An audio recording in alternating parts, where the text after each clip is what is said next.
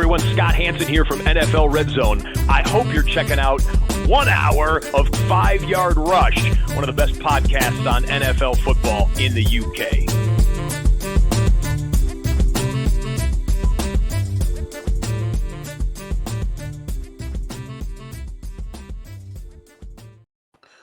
Good evening, Rush Nation. We are back. We are sorry for the delay. Sorry for the hiatus. Kind of covered it in the waiver wire show, but we are back. And yeah, a day later, life continues to get in the way over the last few days. But on the plus side, we got the X Stream back. I had too many jokes about Elon Musk's fun ground has put me and the channel in X jail, I think. I don't know. Anyway, I appealed it and we're out of X jail now. So we're good. We're back. Danny, how are you, my friend? How is life treating you at the moment? Yeah, all good. Just busy week. Bit tired, but yeah, all good. Looking forward to the weekend. I've took next week off, so I'm looking forward to having a week off work as well. Wow. Yeah, I don't know what one of those looks like, but it should be good. I am glad, my friend, that you get to enjoy some time off, and it's definitely well deserved. I know how hard you work, but we're coming into the midpoint of the fantasy season. When we get to Tuesday, we'll be halfway through the fantasy regular season. I've put in the title of this the most unpredictable week in fantasy history ? Because there's a ton of injuries, there's a ton of situational changes. We don't know who's playing running back for some teams. We don't know who's playing wide receiver for some teams. We don't even know who the head coach is going to be for a team this week. So all in all, it's a little crazy. We got the Jags and the Rams in London. We got everything's going on. It's unpredictable. It's going to be a mess. We're going to try and wade through it. What are your sort of initial thoughts as we look at week 7 now? As you say, pretty much chaos. Like literally logging in for the call, I was seeing more news. It's literally changing by the minute. Like there's talk about Brock Bowers is actually training all of a sudden, which I just presumed he was gone for the week. So there's a chance he could even make Sunday.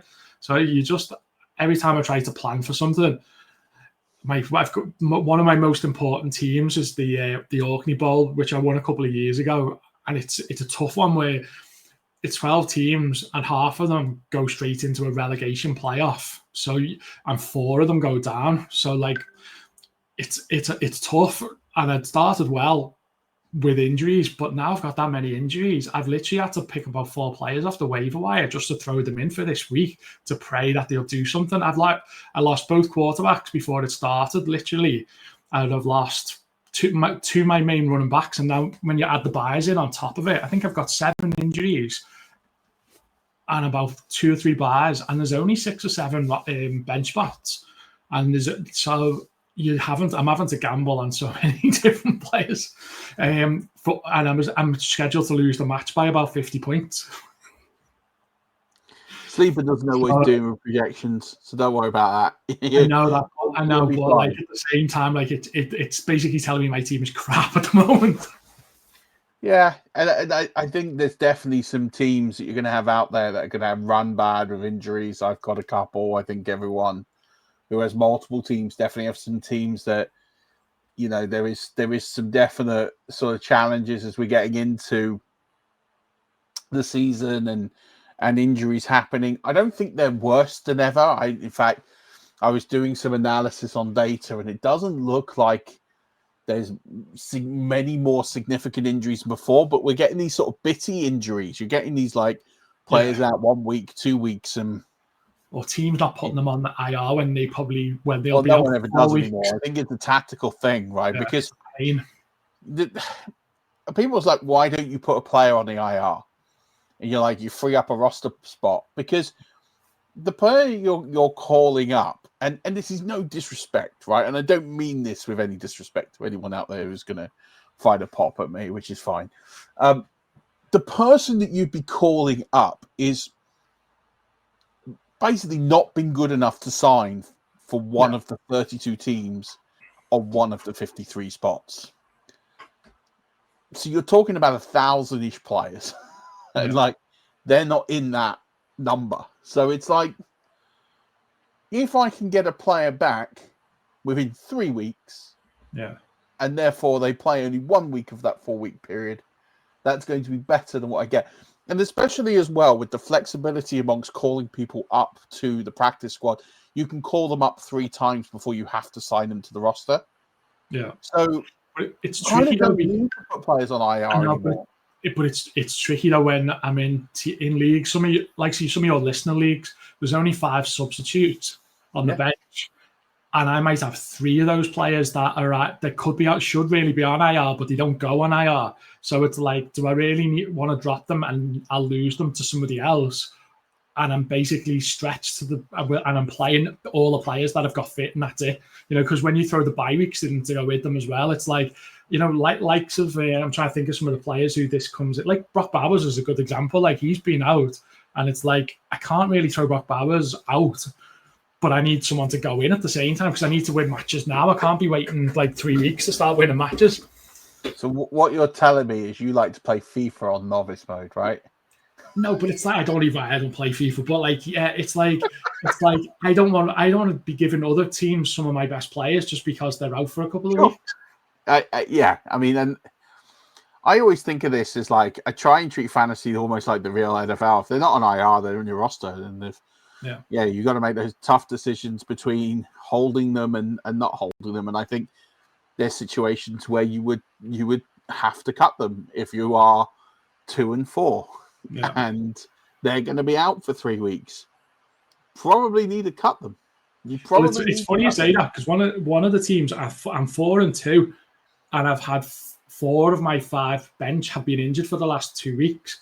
So I've been playing with 1 bench player, but I'm actually 4 and 2 somehow. So I'm praying that they get back soon.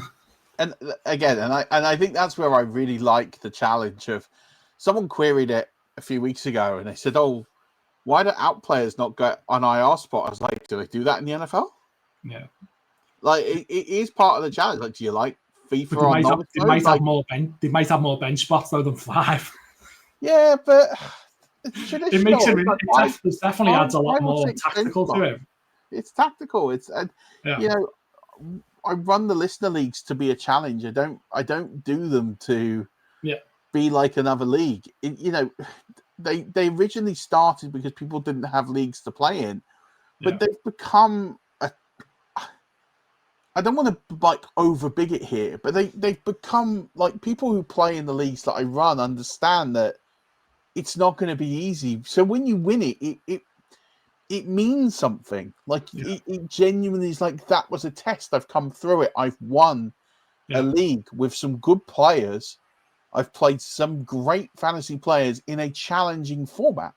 And I think that's kind of what fantasy should be. It should be about striving to be great, not just I won a meaningless league against a bunch of randoms online and I had, the pick of the draft and I could just cherry pick off waiver wires left, right, and center, and it was a doddle. Like, you won't see people in the listener leagues go 14-0. It won't happen. In all the years I've done listener leagues, I think the closest, I went 13-1 in a standard league. And to be honest, I just drafted like a god. That was, and it was one of those fluke occurrences. It doesn't happen in the listener leagues. Like, you need a bit of luck as well. You need a bit of luck. But like I was saying about that Orkney Bowl team, for example, there's 6 or 7 of them injured. But on the flip side to that, not that I'm going to win the whole thing, but on the flip side, I think I'm 29th in Warrior Bowl and I haven't got a single injury. And people keep getting injured who are making my players stronger. So say for Njoku's out tomorrow, I've got Fannin. I am sitting there who I picked up very early on. So all of a sudden his value goes up because Njoku's out. So it's actually been working the opposite for that team. So it's you can only plan so much, and some of it is just complete luck to go with it as well. I've had no injuries yet. Now half my team's getting injured this week, but up to now I've had no injuries. But I think that's part of the challenge of fantasy football, and it's sculpting a team that's going to be durable as much as possible. And it's not always possible. Like, my Warrior Bowl team's trash and it's done and it's fine. But I think at the end of the day, you've just got to keep plugging away, and there are pathways to victory, and trades become important in the leagues where you can trade. And I think, again, we're looking at an unpredictable week coming ahead. There are so many situations that are unpredictable as we're getting into it now. I like them like that. And so do I, because I think that the difference is those that do the work will tend to be on the right side of things more often than not. Not always. You're going to get luck box situations, and that's okay. And like that is part and parcel of the game. But I'd like to think when the going gets tough, this separates the good managers from the lucky ones. And I think that a lot of the preparation that we do on this show and to the people in our community and to the people that we liaise and talk about strategy with in the Patreon chats and all those bits and pieces, we gear up for weeks like this. That this is the weeks that we know we're going to separate from the crowd. That we've been working towards a week like this for 6 weeks. We've been looking at who has got the matchups. We're looking at who has got who is you going to usurp, and we're looking at situations and saying who is going to come out of the chaos. And it kicked off with Thursday Night Football. You know, I said on the Patreon cast that, you know, we saw Joe Flacco in Cincy, you know, week 6. The first half was atrocious. The second half was actually pretty good. And I just got this look that I just think Joe Flacco, I'm not going to sit here and project that I thought he was going to be as good as he was. I put him 24th in my rankings. Like, I didn't sit here and expect him to be great, but I probably outranked him over most people, even at 24, because I just felt that there is something going to happen with him. And I felt there was a big boom with Chase Brown. They talked about his schedule and that he'd actually, a lot of the run that he had was against really good teams in the league with the worst quarterback play in the league. And that was all going to change because Joe Flacco was going to move that offense at least a little bit. And he was going to play teams that were going to give up points against the run. And I felt that I'm not sitting here and saying Chase Brown's a league winner now. Like, I'm not there, but he was going to be better than he was. And if you held the asset, you've done all right, because he's now going to be in a position the next few weeks he's going to do okay. And I think this is the point of all these unpredictable situations. You're going to have to make some judgment calls. You know, one of the big ones is Rico Dowdle versus Chuba Hubbard. You're going to have to make a judgment call. We can pick through and we can look at where we are with that. You know, there are so many situations. What are you doing with players that are 75, 80%? We're going to have to make a call on Deebo Samuel this week. We're going to have to make a call on Mike Evans this week. We're going to have to make a call on a lot of players that either aren't fit or are fit, but maybe not 100%. Yeah. And then we're going to have to make a call on, you know, Vidal versus Haskins. We're going to have to make a call on Dowdle versus Hubbard. We're going to have to make a call on the Pittsburgh Steelers tight end situation moving forward. Is it Freiermuth? Is it Smith? Is it a mixture of the two? Does Fanning get a significant arrow up? What are we doing with Mark Andrews and what's going on in Baltimore? You know, there's all of these situations here in the league that are a little bit weird. And to sum it all up, we've got the Indianapolis Colts and the Tampa Bay Buccaneers as the 2-1 seeds. Like, this sums up everything about football.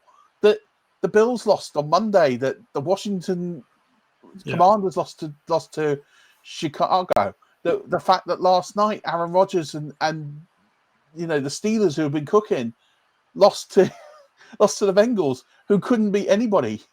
Like, this situation's weird. This season is weird. And when it's like that, the work and the preparation will pay off. We're going to cover a lot of that tonight. And personally, I like it like this. This is why I like the NFL. We talked about this a couple of weeks ago. The only hard part is having the time to do the work sometimes. But what I like about it as well is it's not necessarily just the calls on those players you're saying. It's more around what can you do before you have to make the call. So it'd be like, what players can I pick up, throw on my bench while I wait for more news? And then all of a sudden, if I find out last minute Deebo's out, I've already got that replacement on the bench ready to throw in.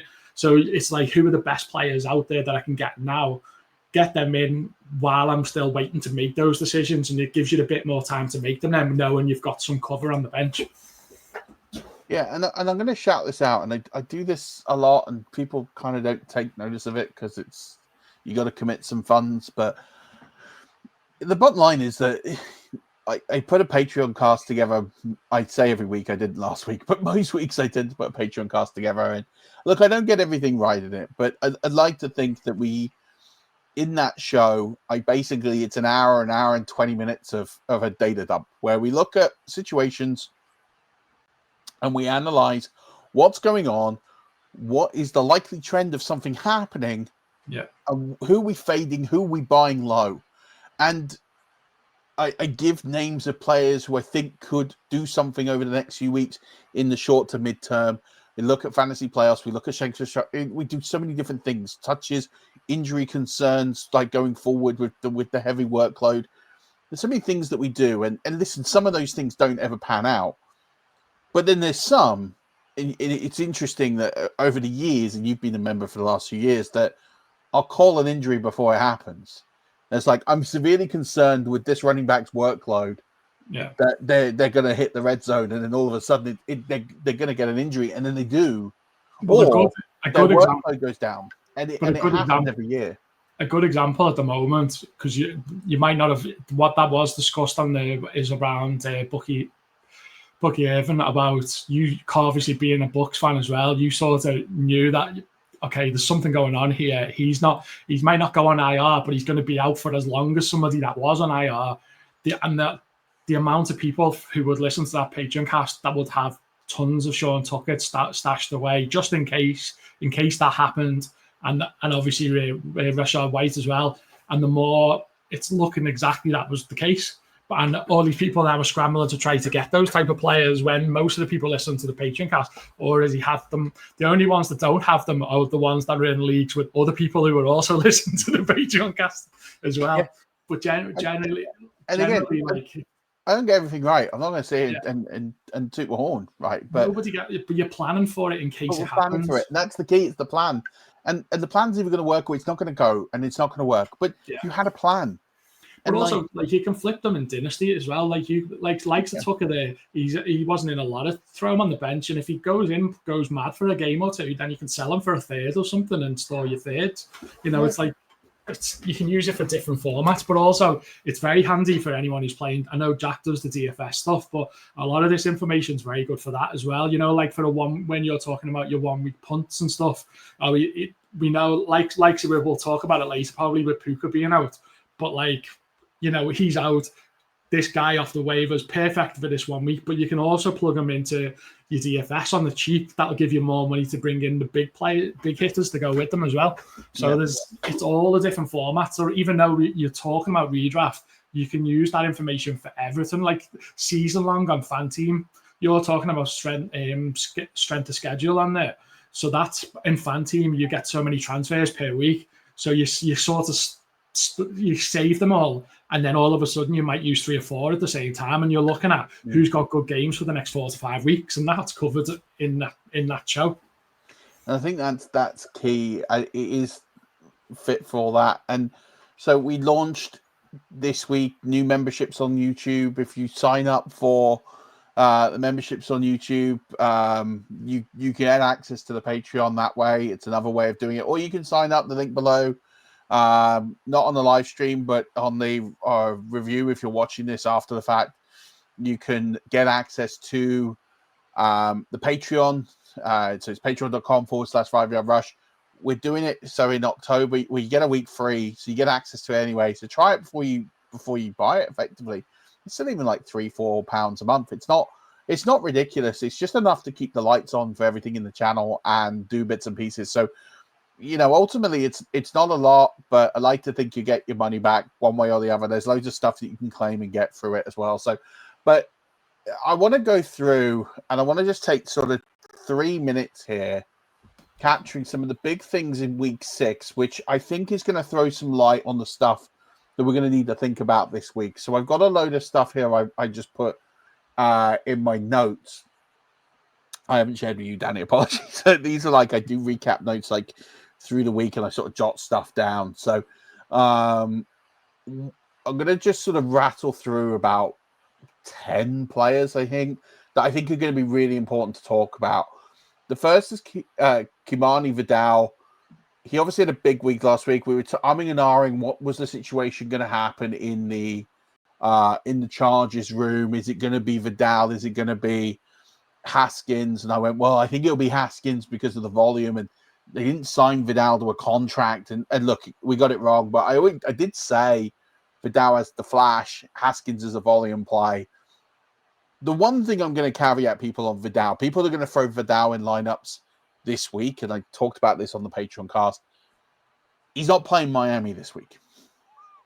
Okay, Miami have the second worst run defense to fantasy running backs in the NFL. So he's not playing Miami this week. He has got better matchups ahead before Hampton comes back. I am skeptical to start him in situations where I have better options. I am a little bit cautious that I think they'll run a hot hand. I think he will probably be the lead back, but I don't want to sit here and rule out Haskins completely. And I think they've got a tougher matchup this week. So I'm going to pour a little cold water here on Vidal, and I don't think he's going to go for 138 yards again this week. So just be a bit careful of him, because there's a stat in here, and I talk about rushing yards over expected a lot. He was 58 yards rushing yards over expected last week. So yeah, he was playing a bad team, who are the second worst team in the NFL for running backs. That's not going to happen again. So if he achieves the rushing yards as expected, and you take 6 points off his fantasy total, it's still not a bad day, but it's not the day that he has. Yeah. And I think that's the... But there's also what's name now, isn't it? There's loads of talk about them looking for another running back as well. Yeah, so, like, I mean, I don't think that's going to happen with Hampton there. I mean, his injury could be worse. His injury could be worse than they're making out, though, as well, if they are talking to other people. But are they talking to other people, or is this just... Here, we're going to go off topic then. So, my issue with the NFL trade deadline is this. It's waffle every year. Yeah, I know. It's absolute waffle. It is the equivalent of Sky Sports News peddling deadline day, right? You have to look that these media companies are finding a point snapshot in time, and what they're trying to do is they are trying to generate content with hypothetical trades. Yeah. That someone then picks up and thinks that that's real chatter. He's probably going to get traded. They're going to do a trade as we're having this channel, I reckon, in the next hour. It's going to pop up. Chance. And look, here's what's funny, right? I had, and I'm not kidding you, 7 people in the Bucks community reach out to me and ask about the possibility of Max Crosby going to the Buccaneers. And I'm like, no. No, he's just signed a new contract, hasn't he? Exactly that. He's just signed a new contract. It's like, but someone floated it as a hypothetical trade on ESPN, and all of a sudden, it's real. And this is the magic of when you have a broadcasting network covering a point in time like a trade deadline, like a transfer deadline day. It is in their interest to manufacture content, and so. You know, we're getting all this chat about, this player could move and that player could move, and teams are inquiring about him. How many significant trades have we had at the NFL deadline? Not many. Like, recently, I saw a waffle one that the Seahawks are going to be interested in Devon Achane. Yeah. What? They got Ken Walker and Zach Charbonnet. I know. You really think they're going to sign Devon? I mean, listen, don't get me wrong. Devon Achane's a great player, but why would Miami trade him? He's on a rookie contract, so it's not like he's got a big contract that they're trying to get rid of. In what world are they for like Reek Woolen and some picks? Like, it's just nonsense. It's rubbish. It's complete dribble. It doesn't happen. These trades don't happen. Yeah, no, I know. There will be some though, but it won't be to that. It won't be to that level. But Marquez Valdes-Scantling will get traded, and I don't care. Yeah. It's never about relevant players. Relevant players don't get traded at the deadline. What was it last year? Brandon Ayuk's going to get traded. Everyone was like, Brandon Ayuk's going to get traded. No, he's not. Yeah, they probably should have traded him though. well, with the injury, but they signed him. Like, it's just these big trades don't happen mid-season. I'm sure there's been one. I'm sure someone can come out here and tell me there's been a big significant trade. Don't tell me Joe Flacco's a big significant trade. I'm not buying that, by the way. But there ain't many. All this talk, this person's going to move and this person's going to... very rarely ever happens. And I just think that if you're banking on these trades happening and that's what you're trading for in the hope that these trades happen, then don't, you're going to be disappointed. And I'm sorry, but you are. And if that happens, that happens. But yeah, I don't see it. Now, what's the date for that? It's the first week in November, isn't it? Yeah, it's normally like last week of October, first week of November. I better check. Yeah, because I think the Giants will get somebody in this. They need somebody in now. Right. So, November 4th. Here we go. I'm going to use this as a reference point. So, The Athletic have just launched an article literally a couple of hours ago. 18 names to watch before the trade deadline. Let me have a guess. Olave, Jacoby Myers. Sorry, 10 players to move. 10 players to watch. Yeah. Right. And they said 18 trades took place last season with 8 coming on deadline day.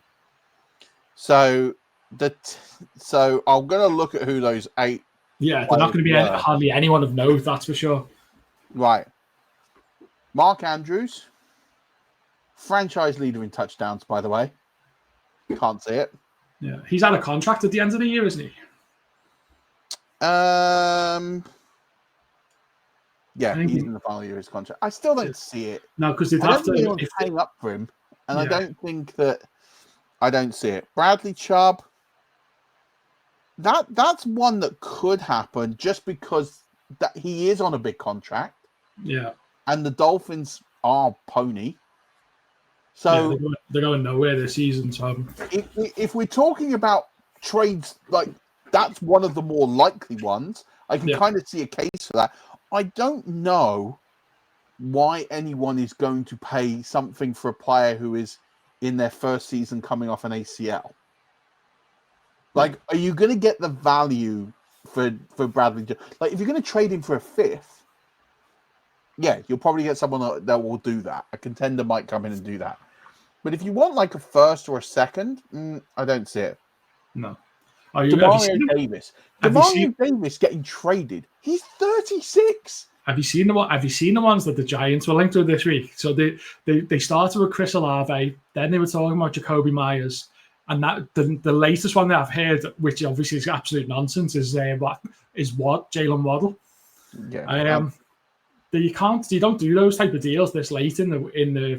Absolutely not. It's not going to happen. This, by the way, by The Athletic, is some of it's all right, but some of it is waffle. Demario Davis is 36. No one is paying a significant piece. They're saying, the 49ers might go for him because they've lost Fred Warner. I'm like, no. I don't think they're going for Demario Davis. I just don't. I don't see it.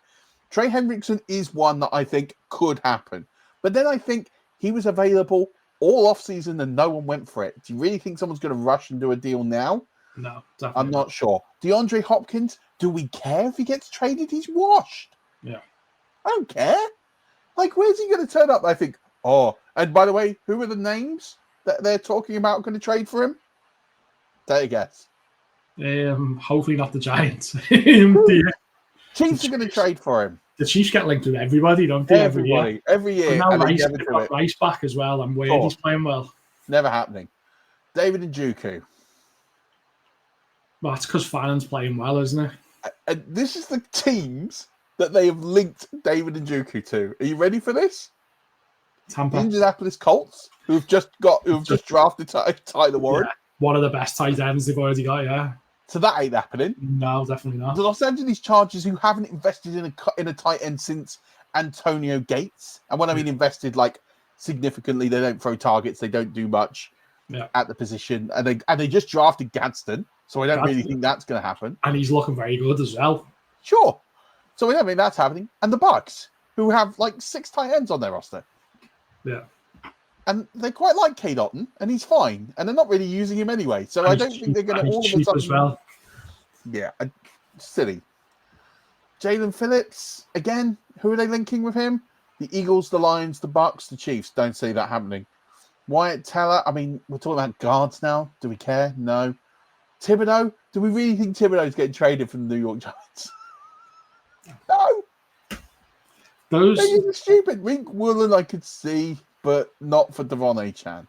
Like, this is what we're talking about. And then I'm going to look up now the NFL trade deadline 2024 trades. So who went on the deadline last year? Yeah, I can't remember. I'm trying to think. This is what I mean. I'm sure there was one player who was all right. Okay, here we go. The Jets signed Devontae Adams. Yeah, I think there was one, but that was the whole Aaron Rodgers thing. There was a couple actually. Marshawn Lattimore went to the Commanders. Steelers got Mike Williams. Didn't really do anything. Lions added to Darius Smith. No. Cowboys dealt for Jonathan Mingo. Yeah, I remember that one. Jaguars got Roy Robertson Harris, the defensive tackle. The Seahawks did. So Roy Robertson Harris, Devontae Adams. Okay, Devontae Adams is a big one. Like, fair enough. Like, I'll cop it. Devontae Adams was a big one. It was kind of known beforehand, but whatever. Okay, I'll give Devontae Adams. That's a big one. Fine. Mike Williams, Zadarius Smith, Jonathan Mingo, Marshawn Lattimore. Like, Khalil Davis, Darius White. Like, they're all going for 7th round picks, by the way. Yeah, there's not like, much. There's nothing in here that is like. Ernst Jones went around the trade deadline, not on the trade deadline. That's quite a good player for a defensive player, to be fair. Cam Akers was the other one. That's my point. If you take Devontae Adams because he wanted to go and play with Aaron Rodgers again out of this scenario, yeah, the rest of it kind of doesn't make any difference. So, anyway, rant over. Don't buy the trade hype. It's manufactured content. It is every year. So just swim it. I'll get back to this list of players because there's some interesting points I want to put in here. I said this on the Patreon cast. If you're looking for a big, like a waiver wire ad, Luther Burden is a guy I'm watching like a hawk. Last week, he ran 39% of routes, which is his highest. Zacchaeus also dropped the ball late, which is quite important. And Burden went 4 targets, 4 catches for 51. And I did say after the bye, we would see an uptick in usage, and that's what we're doing. So it's hard to like really hugely buy in as like, oh, I'm throwing him in the starting lineup. But if I'm looking at a player for a bye week or just trending upwards, yeah, Luther Burden is one of those.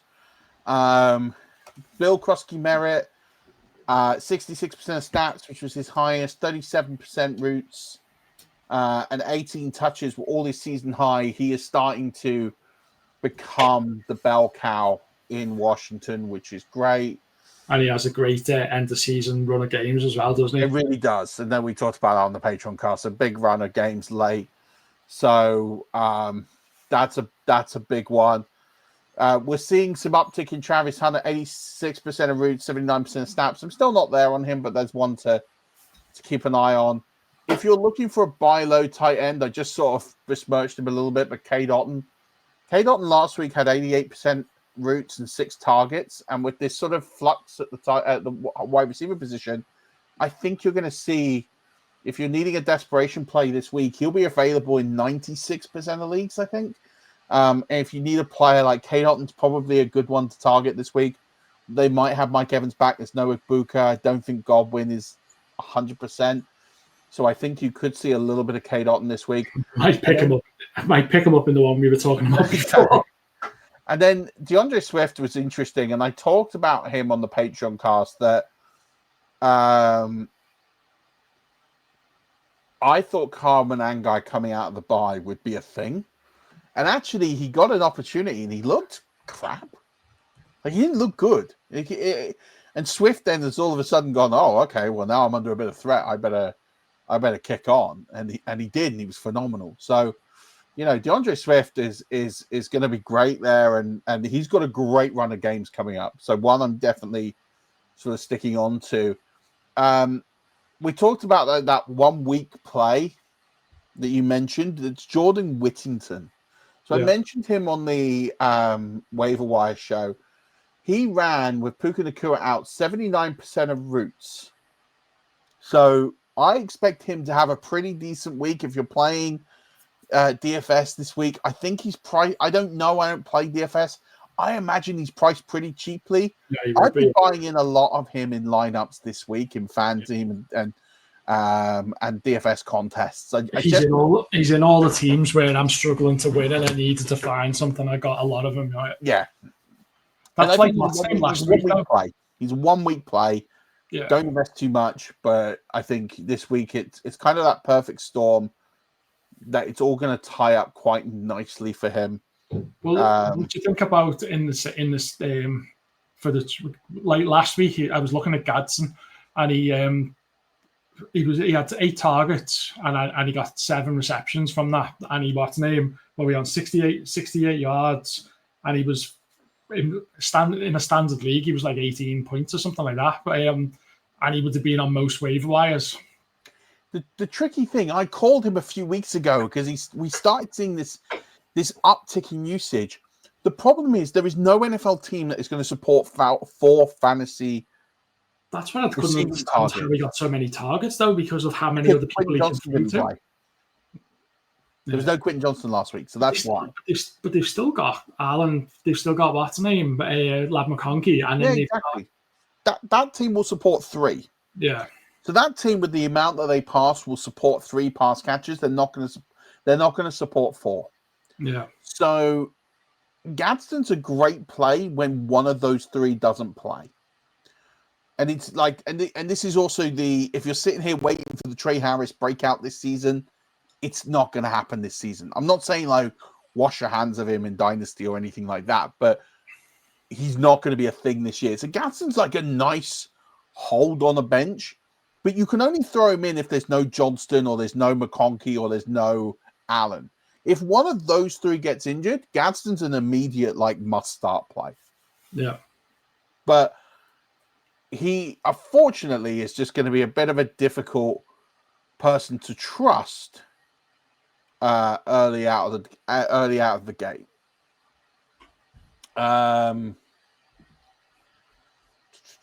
There was one other player I was going to talk about.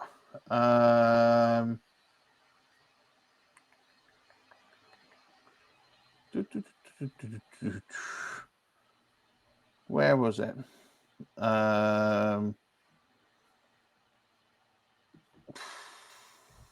Yeah. Speaking of our favorite player, Chris Olave. Did you see Chris Olave's efficiency scores? So he had 10 targets, 123 air yards. He had a 0.93 weighted opportunity rating, and then he had so many matrix, like without really touching the box score, that looked phenomenal. And so, like, his expected fantasy points versus his actuals ridiculous. Like, if there's a quarterback change in New Orleans, he gets one of the biggest bumps, like, immediately that you will ever see. And so I keep trying to acquire him, and people are kind of seeing through the tea leaves and not letting me get there on him. But he is a player that I continue to see dominate every efficiency metric, but it's not hitting the box score. And I think it's going to happen very, very, very soon. Because I was looking at when you say that, I was looking at some of the stats on Jerry Jeudy for last week, and his stats are a bit mad as well. Like, he had 13 targets, but he only got 5 receptions from those 13 targets, and his expected points were quite high, I think, for last week as well. But obviously, I don't know if that was down to his play or the lack of quality being thrown to him. But he was targeted 13 times, but he just couldn't. And he only got from 13 targets, he only got 43 yards. Yeah. So The problem with that, and I called this out, I think Tuesday, I shared some of the chat, the next gen stats charts from in the Patreon chat. And if you look at Dylan Gabriel's pass chart, I think only 4 passes went over 10 yards. Yeah. And so what's worse about that stat line with Jerry Jeudy is he got targeted 13 targets. You think, oh, that's really unlucky. But he must be really close to him as well. And he's still not hitting him. Like, Yeah.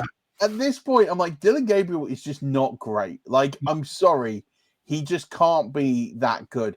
I'll pull up. If you give me 30 seconds, I will pull up the targets per route run, and like there's some shocking stuff in here. Like, but have you seen what Jerry Jeudy, according to whether I've made a mistake here, but like if you're looking at Jerry Judy's expected fantasy points last week, that's showing up as 30 points. Yeah. But that'll be a lot of it will be down to the targets that have been thrown. That's why you can only take expected.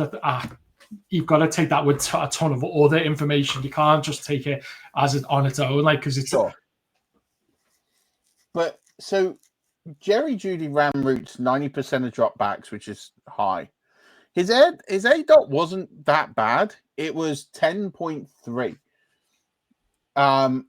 But even so, his targets per route run was only 25%, which only it's good, but it's not outstanding for a player who got 13 targets. And his weighted targets per route run was 63%, and his weighted opportunity rating is only 66%.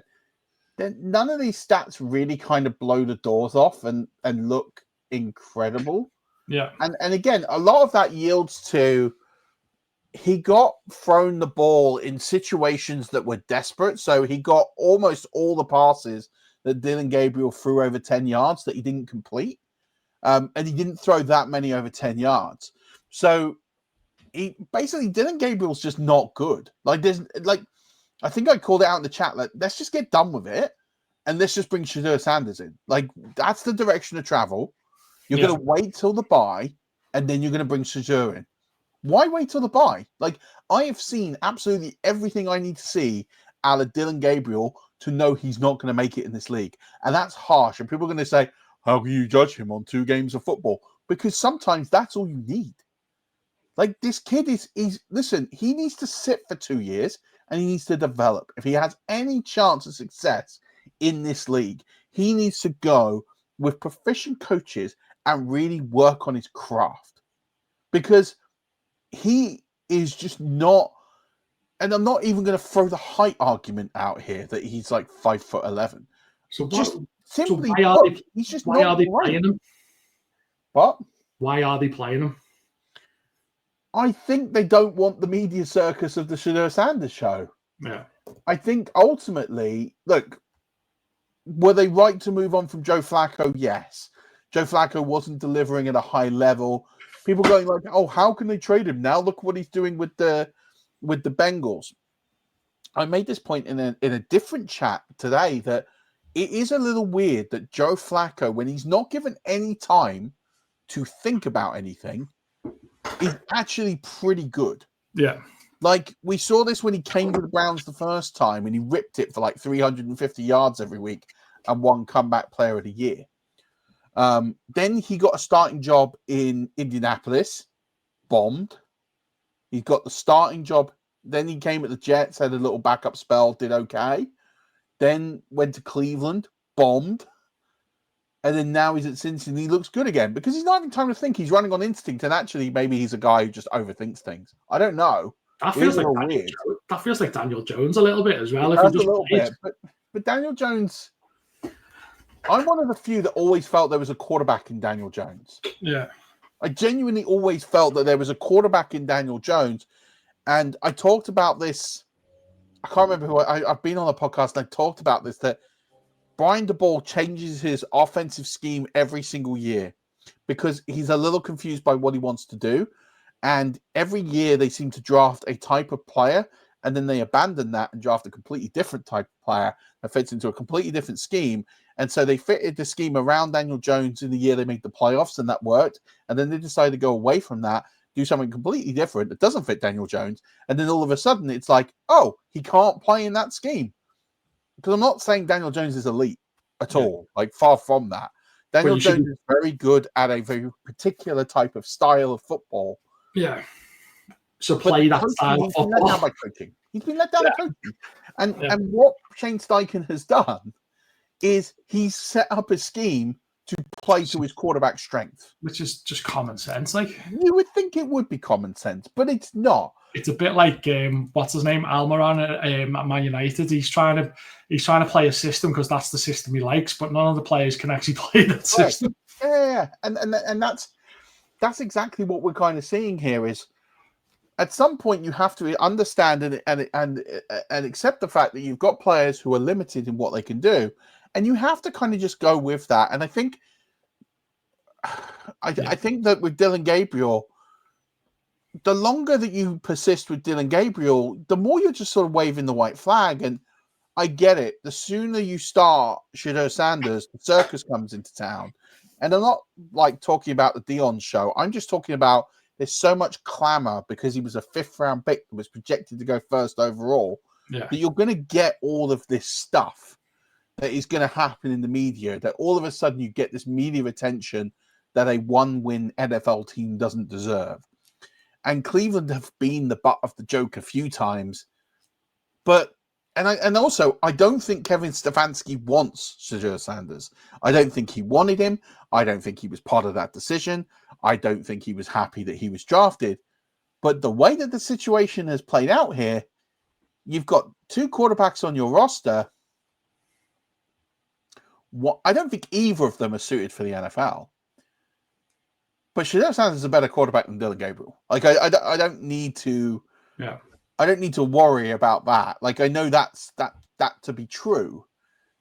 Without necessarily, I think Shedeur Sanders is very limited to what he will do in the NFL, and I don't think he's a starting caliber quarterback. But I think that at least with Shedeur Sanders, he will bring a certain level of a combination of accountability and predictability in a good way. Like it also feels like a high percentage of his throws. He'll complete a high percentage of his throws. That offense will be moving. It won't be pretty.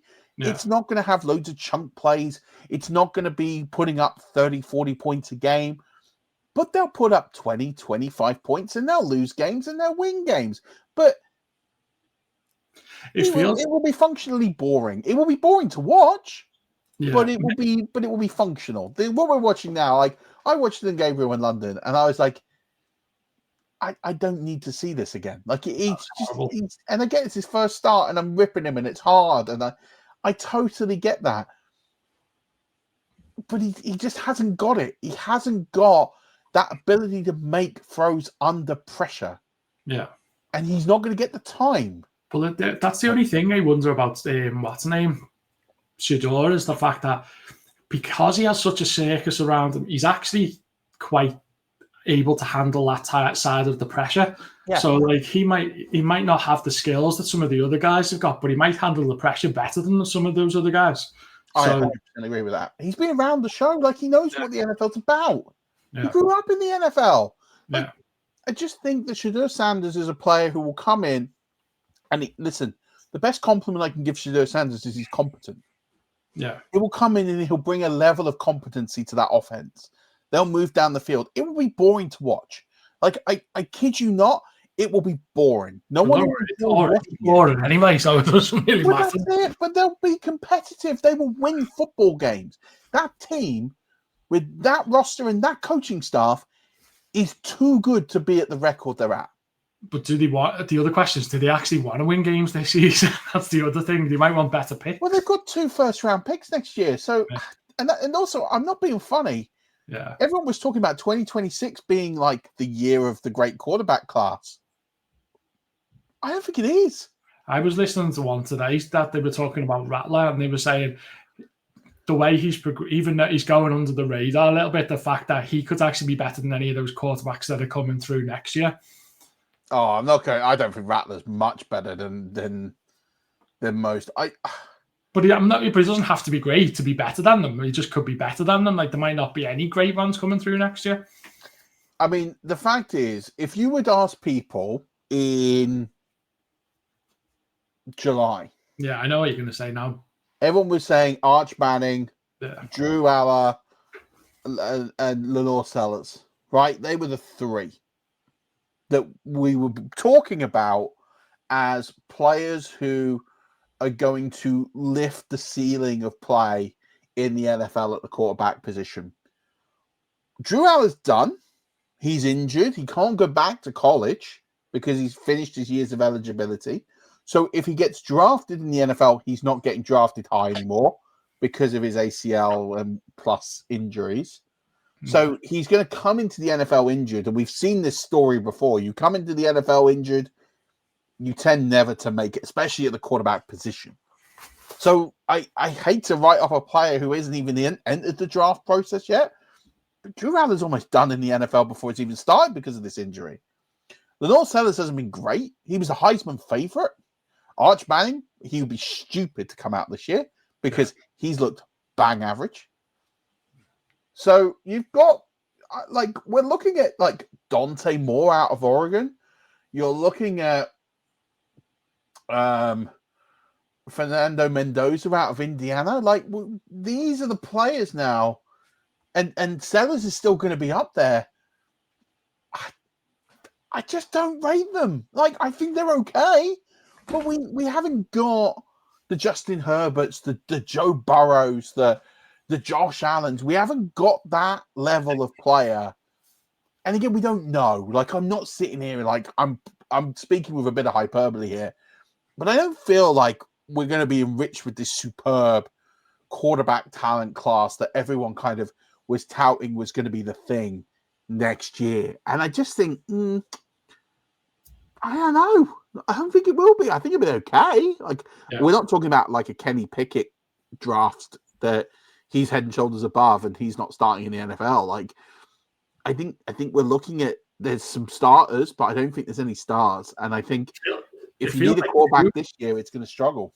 It feels like 2 of the last 3 years have been pretty bad. There was one exceptional group, but there's been there was been 2 groups of just there was nothing much last year. Then there was great ones the year before, and then before that there was 2 and one of them, Stroud, had one good season but hasn't really done it since. So this could be 3 out of 4 years where it's not been a really good group coming through. Yeah, and then you're sitting there and you think, I mean, there's different reasons for some of that, but but some of that's coaching. Yeah, I actually think Bryce Young's a good quarterback. But I don't think he's helped with coaching. I think C.J. Stroud is an exceptional quarterback who's being held back by coaching. So it's a bit difficult to say. But the one thing I would say, and again, this is all tying back to this week with this unpredictability, is that we don't in theory really know. But the one thing we do know is that if you're sitting here planning, if you're not planning at all, like some NFL teams don't, you're going to be in trouble. And so this week is a real pivotal week in, I think, the NFL, in fantasy football, across the landscape. I think we're really going to see a big shift in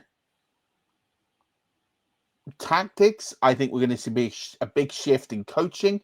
I think, I said on Tuesday that Brian Callahan has got to go before Thanksgiving, and then he went 7 hours later. And I think Mike McDaniel is 1-2 games away from going. Two has thrown him under the bus. I think when that happens, that's kind of the beginning of the end. So I think we're going to start seeing coaches go in the NFL. I think you're going to see, I think Zach Taylor would have been under some pressure, but I think now with them winning against the Steelers. Yeah. I think Dable throwing Dart in has given him a bit more time as well. Well, yeah, and I think so. I think there's definitely some teams in the NFL now where you think they're just about hanging on here. The ball's a good one. I don't know what happens to him end of the season. I don't think he's going to do enough, but I think he'll get a crack until the end of the season for sure. Because he's threw in the young quarterback, that's sort of given him a little bit more time to see. Whereas if it was still Russell Wilson, he'd probably be gone in the next couple of weeks. Yeah, I definitely agree with that. Like, I feel like that was a desperation play to keep his job, and it's kind of working for now. But that's why I'm wondering whether they might try to give him some help as well, just as one way to keep his job, as like some sort of receiver to throw to.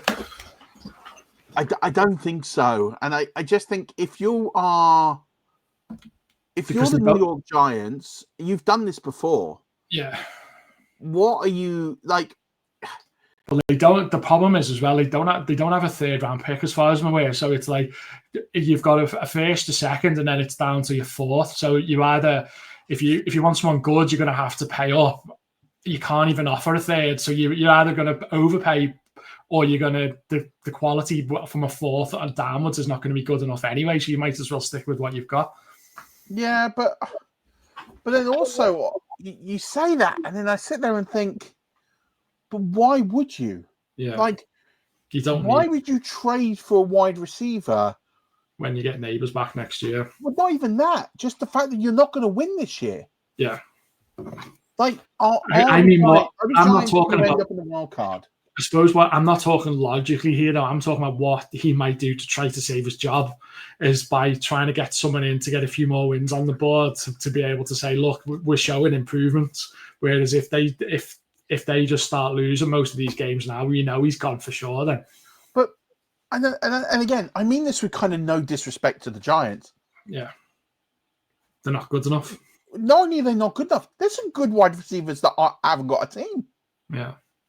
Like if I was in charge, if I was Joe Sherman right now, and I was like, right, I'm playing for my job, I'm not going to be allowed to trade any picks. Ownership are not going to let me trade picks, so I'm going to have to bring some people in the room.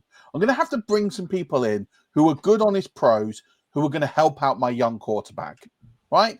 Robert Woods is a free agent. Sign Robert Woods. Tyler Boyd, he's a free agent. You could sign Odell. Odell hasn't got a team. I know there's a circus with all of that, but like, he hasn't got a team. You can sign Odell Beckham Jr. back. Michael Gallup. Michael Gallup's out there. You could sign Michael Gallup. He's a good receiver, and he's still quite young, and he's not had that many injuries. DJ Chark, he's a pretty good receiver. Like, there's some good receivers out there. I mean, you could have Kadarius Toney back, who you drafted in the first round. I know what a mess that was. Like, there's enough good receivers out there who haven't got a team. Like, you don't need to go and trade for. Like, I look at players knocking around the NFL who haven't got contracts, and I'm sitting there thinking, like, you could make. Here we go. Here's an exercise. If I had to make a team now, right, I'm going to do this. I'm going to name my NFL offense based on free agents who haven't got a team right now because I've got it in front of me, right? I'm starting Taylor Heineke at quarterback. Yeah, okay. This sounds great already, yeah. Listen, quarterback's crap, okay? It was him or Kyle Trask. Running back, I've got Gus Edwards and Zach Moss. Or Jamal Williams. I've got a decent little back room there, I think. Like, there's a bit of juice. You know, I could have gone with Zeke if I wanted to, but I'm not because I think he's juiced out. But wide receivers, I could have OBJ, Robert Woods, and Michael Gallup. Like, I think that's a good wide receiver room. And who are you having a tight end? Hayden Hurst. I know he's old, but like it was him, or you could have gone like Jordan Akins or CJ Azuma, but I'll go Hayden Hurst for the old school. Like, and then I looked at offensive tackles, and I couldn't believe one of the offensive tackles here. Right, one of the offensive tackles was a first-round pick in 2020. And he was one of my favorites, Jedrick Wills.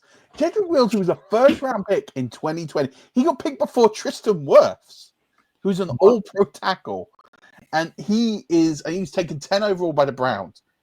He's out there. You can have him and Lyle Collins as your tackles, which is incredible. Shaq Mason, who I think is great. You can have him in the interior. The other interior positions a little bit, yeah. I mean, you could take Eichenberg, I suppose. And then you'd need a center. Well, you'd need another guard. So the other guard, I mean, like, I'm going to admit, the other guards are a little weak here. You're probably going to have to take Glowinski or Whitehair. But then I can have Shaq Barrett on the edge. Yannick Ngakoue still out there. I can have Christian Wilkins and Linval Joseph. Bit old, but like that will do in the middle. Linebackers, I could have Josie Jewell is still out there. If he's healthy, I don't know how I understand how he's not on a team. But I'd have Josie Jewell and Javondre Campbell would be my linebackers. You've thought about this too much already, haven't you? And then my cornerbacks would be Asante Samuel Jr., Stephon Gilmore, and I would this is a tricky one, this third corner spot. You could go Mosley or you could go Troy Hill. That would be decent. And then safeties, I could have Justin Simmons if he's healthy and Jordan Whitehead. Thanks for coming. That's a great defense. I'm well happy with that. Like, that team's competing in the NFL. Give me a GM's job. I'd sign all those players. We'll go like 5 and 12. Fine. Yeah, it's better than what half these other teams are going to do. That's what I mean. Like, there's some good players out there, but yeah, like, you don't need to trade for a wide receiver. Should we talk about some of these ambiguous situations? Have you got any that you want to talk about while we? I suppose the one that's coming up at the moment, and I think you've seen a post from you saying he's not he hasn't got a poker face, but like you've got Dowdle there, and then you've got Hubbard coming back this week as well. So the question is, like, most people would say that Dowdle's going to keep a spot where he is, but it's more around what type of split are you seeing? Do you think? That's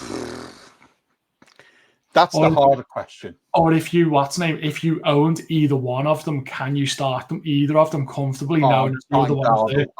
I'd start Dowdle Yeah. with no difficulty at all. Yeah. But would you be starting them as your main running backs though, or would they be a flex? Like, no. He's a top 24 play for me this week. Yeah. Okay. Easily. I'm trying to remember where I put him in my ranks, but I'll tell you now. I've got them here. I'll put him out. I put Rico Dowdle. I'm in the wrong category. You've got him as 11. Yeah. Like, I'm not scared at all to play. Yeah. To play Rico Dowdle at all. Like, I've got him between Kyron Williams and Bill Krosky-Merritt, and I feel pretty good about where I've got him. I just think that Chuba Hubbard is going to get some carries. Of course he is. But I think Rico Dowdle is third in the NFL in rushing. He's earned the right to stay there for a bit longer anyway. But it's not even earned the right. You'd have to be thick to take him out. Like, you would. Like, the guy's third in the NFL in rushing. He won you back-to-back games. Yeah. And I agree. It's just that sometimes they don't always do the logical thing of what you think they're going to do. No, but, and again, I feel like I give Dave Canellis a hard time. And a lot of it is like, they think I'm bitter. And I'm not. I was really glad Dave Canellis left. Like, I genuinely was very happy that he left. I'll dig up the podcast that I was on with friend of the show, Andy Davis. And I talked about, like, his scheme. And I was like, I'm so glad he's gone. And it's not in a, like, I hate him. I don't hate him. He's just a very vanilla coach. He's a very nice guy. A very nice guy. But his coaching is to be desired. And it's a little samey. It's a little simple. And I just think Dave Canellis is just like, well, this works. I'm just going to go with it. Like, he just is not an upset the apple cart kind of guy. Yeah. He just isn't. And so I think he's just going to go with Dowdle, and Dowdle will just run until he doesn't run anymore. And then he'll switch him back when Dowdle has 2 bad games in a row. Yeah. And that can and will likely happen, but there's no chance this week that Chuba Hubbard is going to get 70% of this ball. Yeah. He's not even going to get 50. He'll get, at best, 30. Next question is around Rashee Rice. As in, we know he's back. We know he's going to be playing. Is it wheels up full 100%? or are they going to? Because when was the last time he actually played any type of competitive match? Like, it's a long time, isn't it? Are they just going, right, he's ready, he's going straight in and he's playing everything? Like, is it full wheels up, or is it gradual? So I think it's full wheels up. And I think there's a big difference to the type of position that you play. If you miss 2 years as a quarterback, that's almost terminal. That is very, very difficult, because that is a rhythm, that's a timing, that's a field position that you have to have a routine and a set of control elements to it. And there's a lot to it. It's a very complicated position to play. I think a lot of people, and I don't want to make the wide receiver position sound simple, because it's not. You have to learn a lot, right? You have to learn a lot. There's a lot of different route concepts. There's a lot of different things you have to learn. But in all actuality, it's actually just about hitting your marks and hitting your routes. And you run your route and you turn and face. And if you beat your man, and a lot of people think like the receiver beats the man, the coach and the scheme beats the man. The only time the receiver is beating the man is when it's a contested catch situation, like in the end zone, near the end zone, down the field, where he's running a post and he's running all the way down, or whatever it might be. That might be the scenarios where you would have to be the man. But more often than not, it's the scheme. You have to run a particular type of route. So it's like a 7-step, then a cut, or 7-step, then a post, or whatever it is. So he will know the playbook. He will know the plays. He will know those drills. He would have been practicing them for many, many weeks. Yes, he's not allowed in the practice facility. Yes, he's not been on a field with the players. None of these players are players he's that unfamiliar with. It's not like he's signed for a new team and has inherited this. I don't think Rashee Rice and Patrick Mahomes are going to have a problem finding each other and doing what they need to do. So I don't really have a big concern. There's some positions that you need to be on the field for every week to get up and running, and then there's some that you don't. And I don't think wide receiver is. If it was a new team, or a new system, new coaching staff, new playbook, all of those things, I would have more concern. The fact it's the same coaches, the same quarterback, the same playbook, relatively, I don't really have a lot of concern that Rashee. Okay. And also the Chiefs are a world-class organization. Like, everyone wants to sit here and bash the Chiefs and the refs and all this malarkey, but that organization is as world-class an organization as there's gonna be. Do you really think that Rashee Rice has been sitting on a couch eating Doritos and watching daytime television? Like, there's absolutely no chance. Like, there has been a coach with him most of the time, practicing to stop him getting into trouble, all sorts. But the bottom line is, like, they would have been working. Yeah, like they would have been working. The Chiefs would have been working him out somehow, and they would have, he'd have been running routes. He'd have been, doing tests on the playbook. He would have been with strength and conditioning coaches and all of those sorts of things. He would have been doing everything. He's going to come into the building fresh as a daisy, and he's going to be ready. So I'm not. If he was with another organization like the Browns or the Jets, then I'd sit here and say, would they have done their due diligence and competitive edge to win? No, because they don't win. So it's hard to put that on them, and that's a horrible thing to say. But I think Rashee Rice will be fine. I think he's going to be in a good position to go. Could there be some ring rust? Sure, but I think it's all wheels up. I've got him at 9 this week. Listen, he might not hit those heights, but I think he could. All right. So the next one is around. This is more a hypothetical one because we don't know yet, but we know that Washington. We know McLaurin's out. We don't know about Debo. So the question here for me would be, if Debo is out, what you're thinking, so that you can plan for it in advance in case he is out. I'm all in on Luke McCaffrey. I think Luke McCaffrey's going to... I think either way, Luke McCaffrey's a good flex bet. So I have Luke McCaffrey at I probably have him overranked at 51. Now, first of all, I love this matchup against Dallas. So they're going to want to get vertical. You can get vertical on Dallas quite easily. And I think Luke McCaffrey's been making plays for a few weeks now. I'm at 51. That was before as well. Terry McLaurin was ruled out. So I'm probably moving him into the 40s tonight because I've taken McLaurin out, but I haven't moved McCaffrey up. So I'd probably have Luke McCaffrey in like wide receiver 4 range now. I think Debo will go. So Debo for me is one of the toughest players in the NFL. Like this guy's tough. I'm a big Debo fan. He's a no-nonsense, just gets on with it kind of guy. Never kicks up a fuss. You never really see negative headlines around Debo as a professional, as a player, as a contract holdout kind of guy. Like, he just gets on with it. He does his job, and all power to him. I think he will just try and go for the sake of the team. Yeah. He will put his body on the line.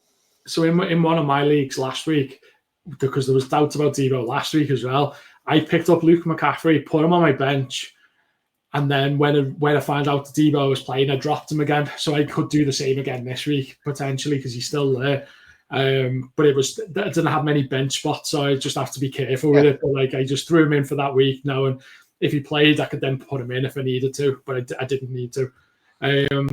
I mean, I would feel I'd have him in like that Tez Johnson range now. So I got Tez Johnson at 41.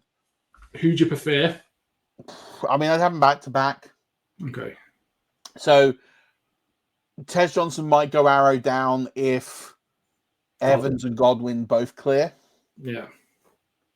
Which is looking unlikely, isn't it? I think it's looking unlikely they'll both be ready to go. So yeah.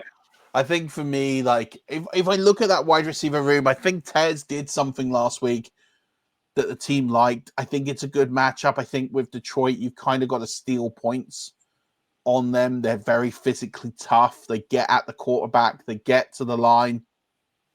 And I think if you're Baker Mayfield and the Buccaneers, it feels like one of those last possession games that whoever has the ball last probably wins the game.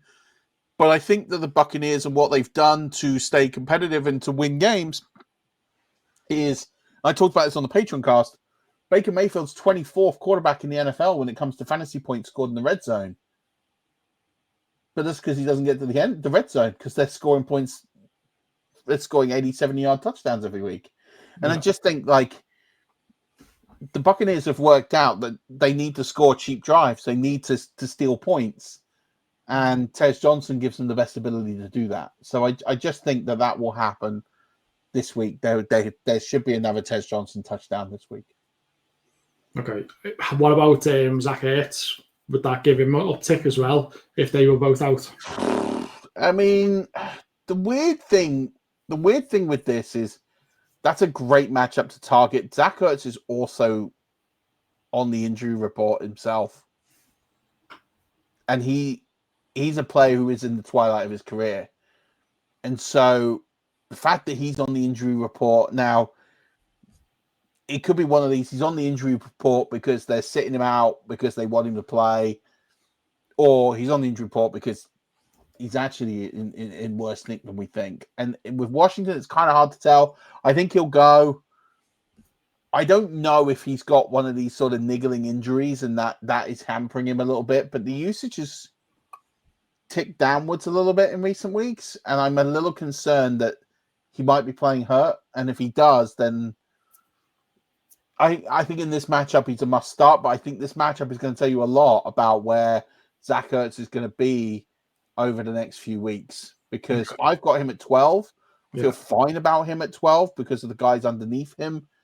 Maybe like Mason Taylor, Kyle Pitts might have better weeks than him, but I don't feel he's going to drop too far below that. But I think if he does, I think we're talking about Zach Ertz as, man, this guy's hurt, and they don't want to give him the ball because he's hurt. And then we're having a very, very different conversation. So I think we're going to know a lot about what the Commanders are feeling about Zach Ertz for the next few weeks. That's one of those matches. I think that's predicted to be either the top or the second highest points for the match as well, isn't it? Yeah, it's a huge over under. I'll just put it up here if you give me a second. Yeah, So the over under is set at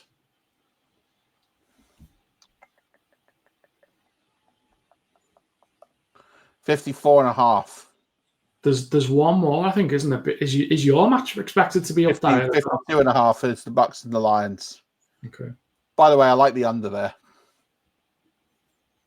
I think that those Bucks Lion games over the last few years, except for the one where they really blew the Bucks out, that was a painful one to watch.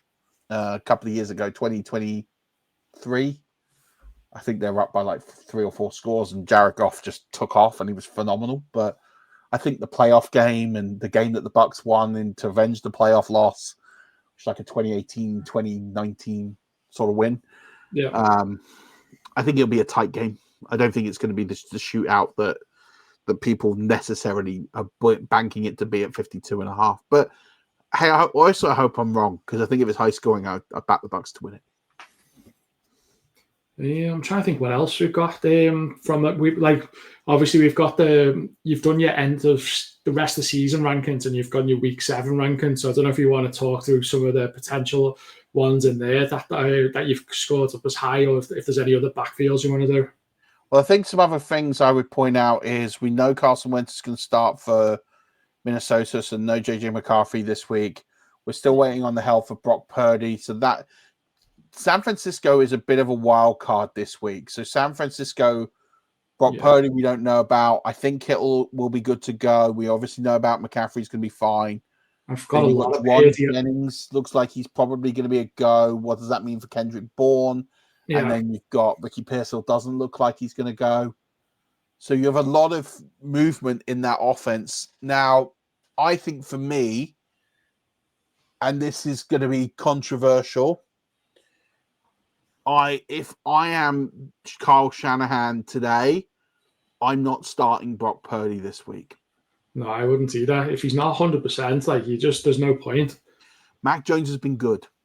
But also, if you start Purdy, you've got all these other players he's thrown to that he's never thrown to either. So, get Kittle back for a week, and then bring him back maybe, and then you've got. There you go. Rob has just said. I genuinely didn't know that, Rob, either. I genuinely did not know that that was happening. Back to the theme of the week, isn't it? It's just things are changing all the time. But that makes sense. I look at the trajectory of this and think, why would you rush back Brock Purdy? Why would you? Mac Jones has been good. Mac Jones has won you a lot of games already. Yes, he didn't win last week. Was the reason they lost because of Mac Jones? I don't think so. I'm just seeing it now. Yeah. Yeah, so I look at that and just think... Pearsall's out as well. Pardon? Pearsall's out as well. Yeah, I think Pearsall would be out. That's not a shock to me. So, but there's a few other ones that have just happened as well. So CeeDee Lamb's in full training. Marvin Harrison is in full training. He's out of the concussion protocol. So and there was someone else I noticed before as well. I can't remember who it was now. Josh Downs is out. So that's a big arrow up to Michael Pittman Jr. And Warren probably as well. Yeah. And then so I always thought Warren was quite high this week, but I think with Downs out, you might want to give a little nod to Alec Pierce if you're desperate and you need a throw in. Alec Pierce could be a good one, but I think this is a really good week for you. Calvin Ridley. Pardon? Calvin Ridley. I mean, that's not a loss. No, well, what I'm saying, but it might mean that someone else gets more targets, though. Well, I talked about this on Tuesday with Iomanor, and I seem to talk him every week on the waiver wire, that I think Iomanor is a player who is trending towards that, but I actually don't think he's a 1. I think he's a 2. I think he'll get more work, but the target share is not high enough. The real thing is as well with the Titans now, they've sacked Brian Callahan. And so you've got this sort of interesting scenario where I think it's Michael McCoy who is the head coach or the interim head coach. Now, I don't know tons about Mike McCoy, other than I know that he's fairly new to the Titans organization. And I know that he's been in the NFL like a long time, but I don't recall him calling many plays in the NFL. I know that he did a lot of coaching with Trevor Lawrence the last few years. So he was like his quarterback coach in Jacksonville. But I don't really recall Mike McCoy being an offensive. I could be wrong. And if I am, then like I'll eat it. But I don't seem to recall Mike McCoy being an offensive coordinator anywhere. Or if he was, I don't remember him being an offensive coordinator for long. Maybe with the Broncos. Actually, I think he might have been head coach of the Chargers. Come to think of it. But I don't know. But anyway, he's an experienced coach, but I don't know a lot about his scheme or his style. So, where do you go if you're the Titans, and where do you go with this? I mean, like, the bottom line is there isn't anyone in this offense you should want. And I think that, you could start Iomanor in a push. I think he'll give you 10, 12 points maybe. But I think other than him and Pollard as a low-end RB2, I don't really want parts of this offense. It's a historically bad football team that's going to get worse. And, they got one win. They're the worst team in football. Like, I know they're not statistically because they got the flukiest win ever in NFL history, but I think they're the worst team in football. So I think Iomanor is going to be the guy, but is that really worth? Like, I think if you're in a position where you need to start him, it's just starting him over literally no one. If you're in a position where you're chasing points, he's not your guy. You're better off chasing a Whittington, chasing these Tez Johnson. Like a Tez Johnson. I mean, I'll give you some names. Like, if you're really like, do you know what? I'm just absolutely stuffed. Like, I'll give you 8 names right now that I would start where I think, okay, these are players who I would be looking at that will give you some form of like upside. Parker Washington is one. I'm going from like top to bottom here, by the way. So I'd start with like Parker Washington, Dontarian Wicks, Keyshawn Boutte, Jalen Coker, Luke McCaffrey is one. Even like Travis Hunter, he's going to be owned everywhere. Tez Johnson I talked about. And I mean, I have Iomanor just above Tez Johnson and Luke McCaffrey, but he's a floor play. Jordan Whittington, we've talked about. Heck, even Trey Tucker, like Trey Tucker's a player who... Yeah. Is sneakily, like, a lot, don't they? He's like wide receiver 3 range for me. Like, there's a player there that you could target. What about and Luther Burden's the other one. Troy Franklin? No, that usage is going down. So I can't with good conscience like get on that train. Like, little Jordan Humphrey is probably someone I would look at like on the outside. His utilization last week was nuts. You could cash that check if you want to go, but these are all chase plays, right? They're not. I'm not telling you to go and pick these guys up and they're going to be like superstars. I'm saying, like, if you're in a desperation spot, like, start someone who's going to do something. Either Iomanor might have like a half decent week. He might even outscore all the other guys I've just talked about. Yeah, but there's no ceiling to it. Like, you're not sitting there getting a 20-point week out of Ilek Iomanor. You'll have to score 2 touchdowns to get to 20 points. And I just don't see the Titans doing that. Well, but there could be what's the name, as you say before, as well. There could be the odd tight end that you could throw in your flex as well. Who could do something like K. Dalton. I feel this is a good tight end week. Like, I'm looking at some of the matchups here. I think there's some really good tight end play. Like, I know Waller's now owned significantly more than ever, and Harold Fanning's owned a lot. Mason Taylor, if you hadn't missed the boat on him. What do you think about Michael Mayer? I think I've got him at 15, thinking that Brock Bowers wasn't going to play. Yeah, but if he doesn't play, if he doesn't, though, is he? Again, yeah, I think it's a decent play. Like, he got in the box last week. I think there's a play there. I think K. Dalton, we talked about, is a play. AJ Barner is lights out in the red zone. I think this is a really difficult matchup against Houston. It's the worst tight end matchup on the board, but AJ Barner's getting the ball and Sam Darnold's playing pretty well. That's not a bad one. Gadsden, we talk about. If there's no Quentin Johnston, then that's another one. Taysom Hill was a chaos play. He's out there as well. So there's a few options out there at tight end that I don't hate this week. It's funny because I'm looking at it's already been a tight end week already, hasn't it? Like, I'm looking at some of your tight rankings there, and you've got tight ends in the 20s, and half of them scored touchdowns last night. There was loads. There's Washington, Fant, all these players that you wouldn't expect much from, all of a sudden all turned up in the same game. Yeah, it's crazy, isn't it?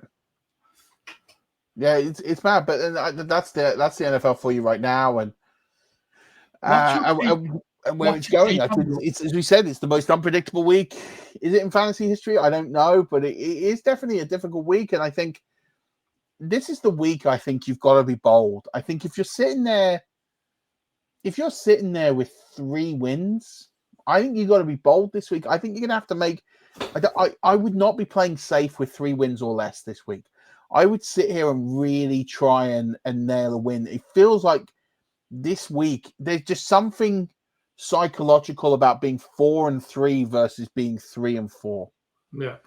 And it's not just because one's a winning, one's a losing record. It just feels like 4-3. Like, I feel like there's going to be a lot of 8-win teams in the playoffs. And that's the kind of number I think you're going to need this year if you're playing in a good league. I think eight wins is probably going to get you in.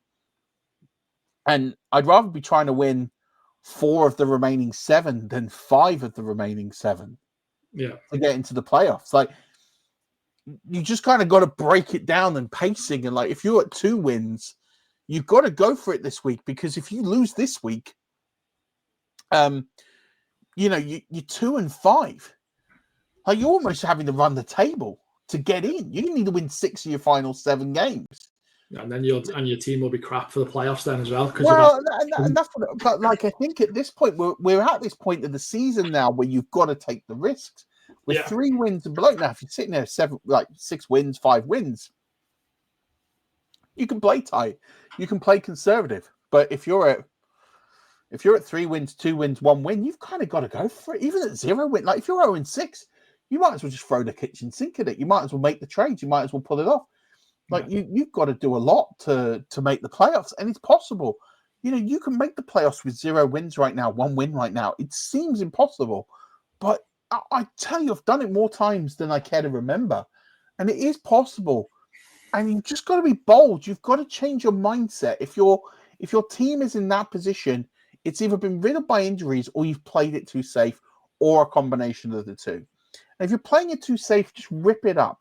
Just rip it up, trade your best players, get a load of point scorers. And I talk about this a lot. Like, you've got one guy who scores 20 points. If you can get, for that one player who scores 20 points, 3 players who get you 12 points. Yeah. And they're better than the positions you've got, you might be net positive 9 points a week. And all of a sudden you're away with the races. You get 9 extra points in 100. That's like a 9% uplift. That might be the difference between you winning and you losing games. Yeah. Like, you've sometimes got to trade the best player on your team. If you've got Devon A-Chan and he's the one that's carrying you, you've got to trade him. Jonathan Taylor, you got to trade him. Christian McCaffrey, I doubt it. You're 1 win with Christian McCaffrey, but you've got to trade those players, and you've got to get good, sustainable play. You've got to improve the roster across the board. Yeah. Get a good quarterback in. Get a good wide receiver in, and get a good running back in return. Like, if I could sell Jonathan Taylor for Drake May, who's probably everybody's backup on a good team, you get Drake May, you get Brian Thomas Jr., and you get I don't know, a reasonable running back, that feels like a good trade. That feels like a trade that will turn the tide on your team. Yeah. I'm not saying it's an easy trade to do, by the way, but I feel like Drake May is not starting in most people's fantasy leagues. Most people would have taken him as a backup. And they might start him now, but they'll have a pretty good backup then if they're starting Drake May. The amount of teams I've seen where they've got like a Jalen Hurts and a Drake May, or they've got they've got a Drake May and they've got a Patrick Mahomes, or they've got a Drake May and a, I don't know, Baker Mayfield or something like that. I feel like there's an opportunity there in most leagues where you can get yourself a really good quarterback with a really good wide receiver and a pretty decent running back for like a Jonathan Taylor, for a high performing running back right now, because those players are gold. If you've got a Justin Jefferson, maybe you flip him for some pieces. And don't take descending assets. We keep seeing it in our Patreon chat, don't we, where people are asking for Justin Jefferson and they're trading like George Pickens, and you're like, don't do that. Just don't do that. Descending assets. Yeah, big time.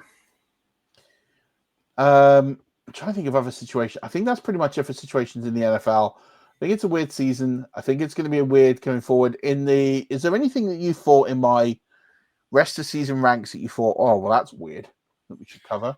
Well, I don't know if I'd say weird. It was just what I'd done is I'd gone through it and I'd highlighted ones that I thought you might be high on and ones that against what other people might be saying, and same with low as well. So like just a few jumping out. Like you mentioned Drake May there. You have him as number 4 for the rest of the season. So if you can get May on the cheap and he is your backup, it's well worth doing. Couple of others that seem to be creeping in to the top 10 as well, as Dak at 9 and Caleb at 10. And it's funny because with Caleb, you've got to detach fantasy from real life, because every real life pod I'm listening to is talking about how bad he's playing, but he keeps getting he's still getting decent points when it comes to the fantasy side of things. Yeah. Obviously, and then a couple of ones that you're lower on, like say Kyler Murray's that all the way down to 19 for the rest of the season. Jared Goff 17. I know you're not a big Trevor Lawrence fan. He's down at 22. There's nothing major there that jumps out. Like obviously week by week is going to be different. One question I would ask you is, I've seen some people higher for the end of the season on Patrick Mahomes because of the fact he's got Rice back and he's got Worthy and he's got. So I've seen some of them having him around actually in their top 3. You've got him at 7, which seems about right to me, but I don't know. Would you consider a change with Mahomes at all, or are you happy where he is? So I'm glad you brought this up. I talked about Patrick Mahomes in the on the Patreon cast, right? And I think that everything we've seen out of Patrick Mahomes this season, from a quarterback perspective, in terms of fantasy football, right? And I really want to be clear that when I talk about Patrick Mahomes in a critical way right now, I'm not talking about Patrick Mahomes, the NFL quarterback. I'm talking about Patrick Mahomes from a fantasy football quarterback. Yeah. He is currently the number 1 quarterback in fantasy football. And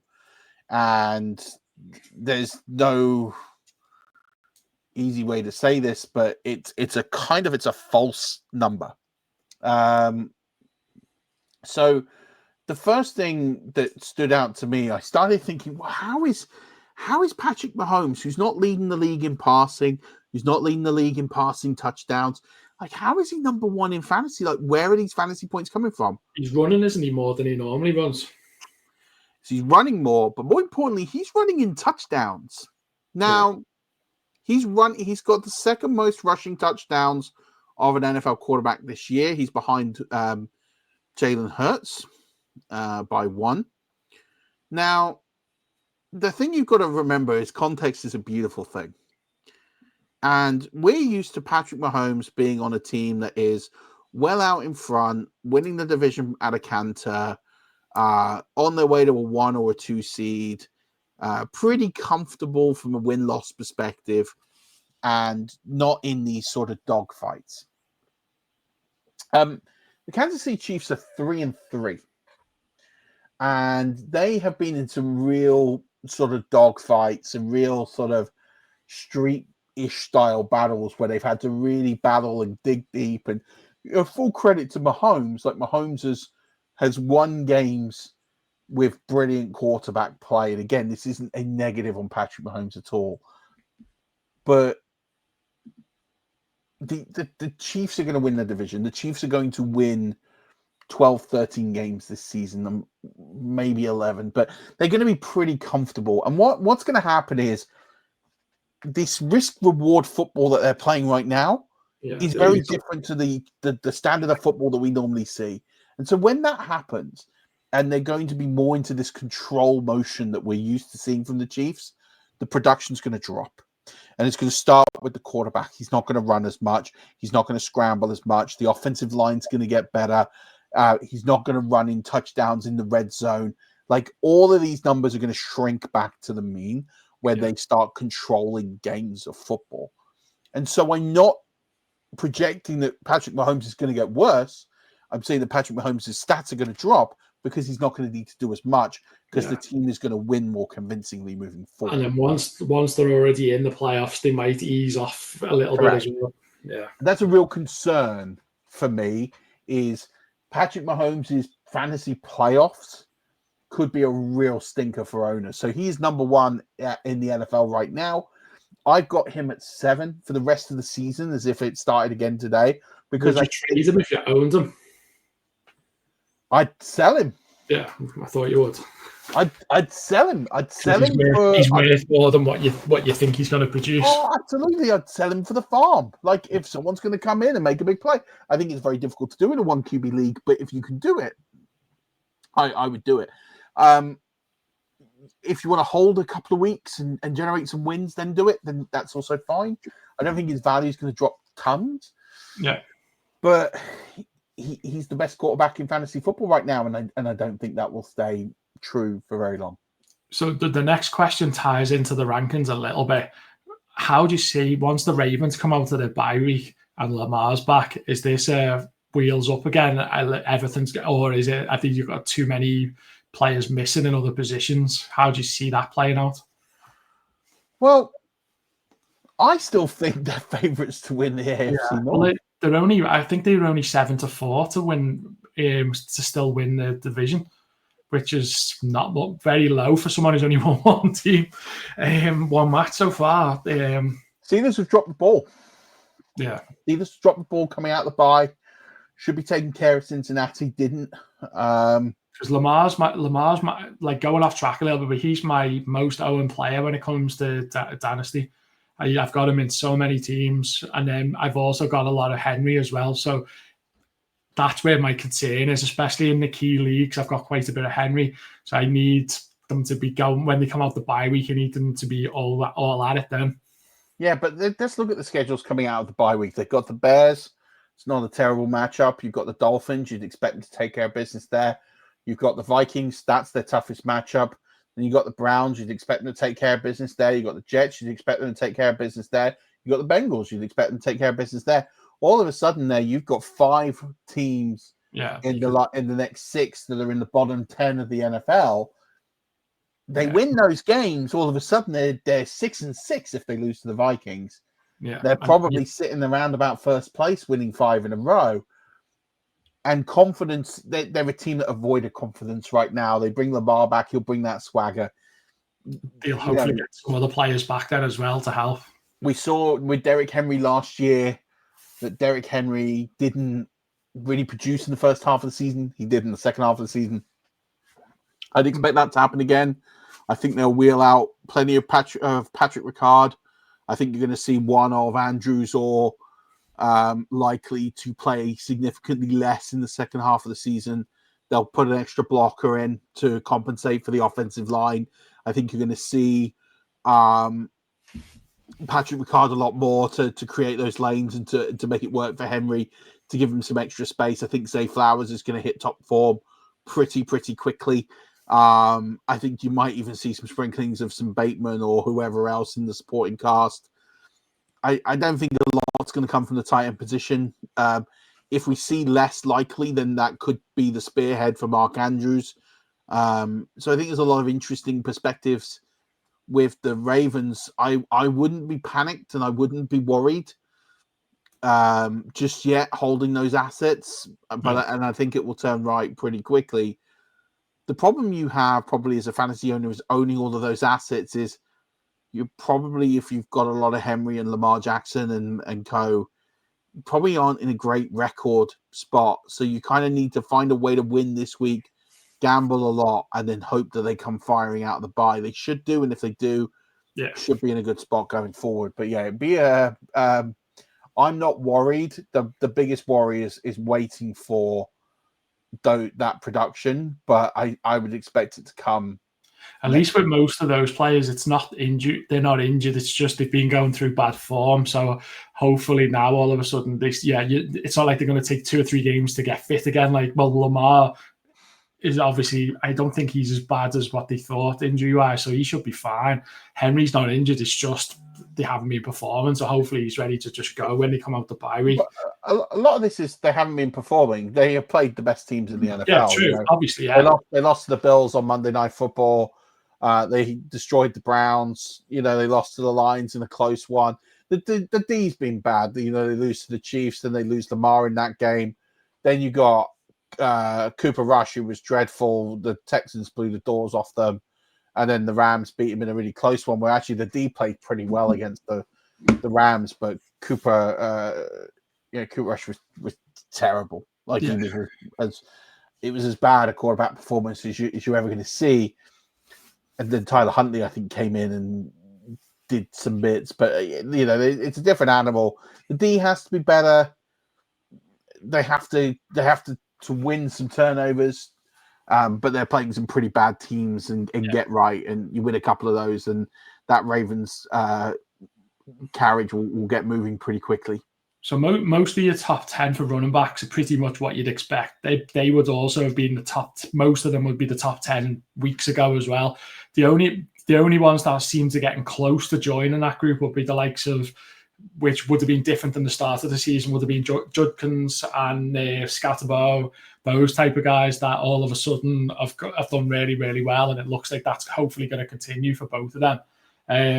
And Javonte Williams is 17, so I guess like start of the season, I'm guessing you'd have had him 30-something maybe or 20-ish, but you wouldn't have had him in your top 20. But now he's obviously getting a lot of work, and he's working his way up those rankings. And I think that I was expecting Javonte Williams to be overtaken, or injured, and that hasn't happened as well. So. I think that the Cowboys offense will be less efficient. I think that there'll be some drop off in the Cowboys offense, and when that happens, then I think when that happens, then we'll start to see the run game drop off a little bit. And then I think at some point, if it gets to a lost season, they kind of need to see what they've got in Jaden Blue. So kind of why I think Javonte Williams will finish fine. I think most of the games will be okay. But I do think there'll be a tail off. Then the ones that you're low on, all of a sudden, obviously Kamara is 23, Pollard 28, Chase Brown was 29. I don't know if that'll change now with Flacco a little bit, might help him a little bit. Hampton 31, and then Chuba 37. So a lot of those ones would have been going much higher at the start of the season, who were all well outside the top 20, some of them even outside the top 30. Some for injuries, like Hampton's 31, because we don't know when he's coming back. Correct. Obviously, Pollard has got Spears coming back as well. Brown, I don't know if you put it, would you, based off, if you were looking after last night, would you change that at all, or would you keep him where you've got him? It's just really hard to look. I could. You'd want a bigger sample size maybe before you. Not even that. It's just I'm looking at the names above him. Yeah. I could move him above Pollard. That'd be pretty easy to do. I could probably get him above Henderson. But then I'm not sure I could get him much. Maybe Dowdle in the split backfield.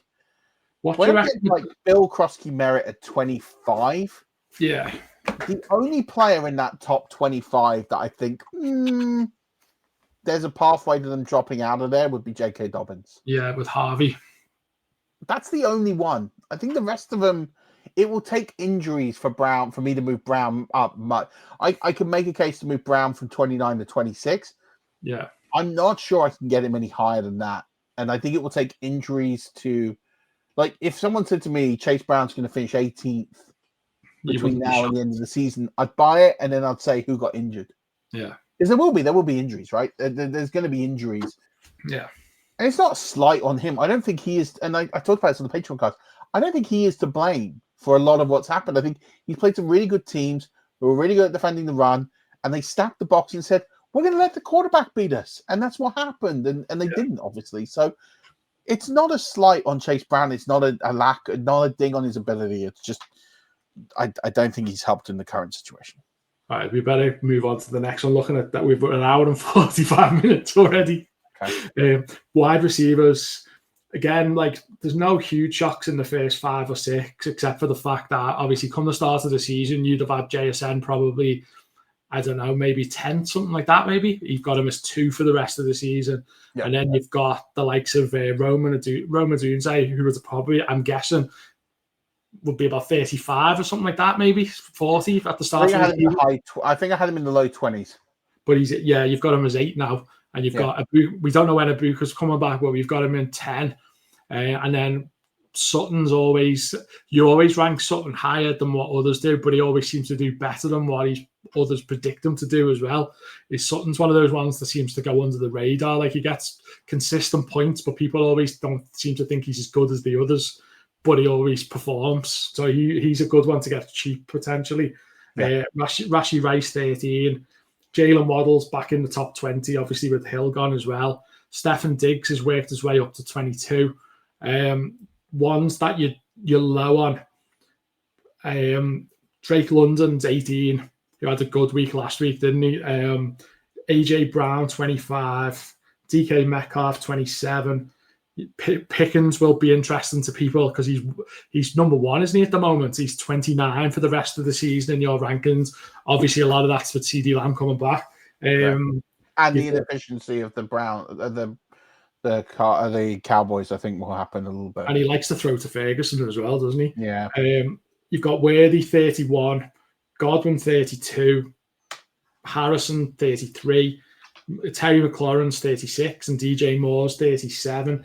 And then Devontae Smith's all the way down as 46. So most of them are straightforward enough reasons, I'd say, bar 1 or 2. But what I'd also say, and this is the part that I really hate about wide receiver rankings, the gap between like 25 and 40 there's not much. Is a handful of points.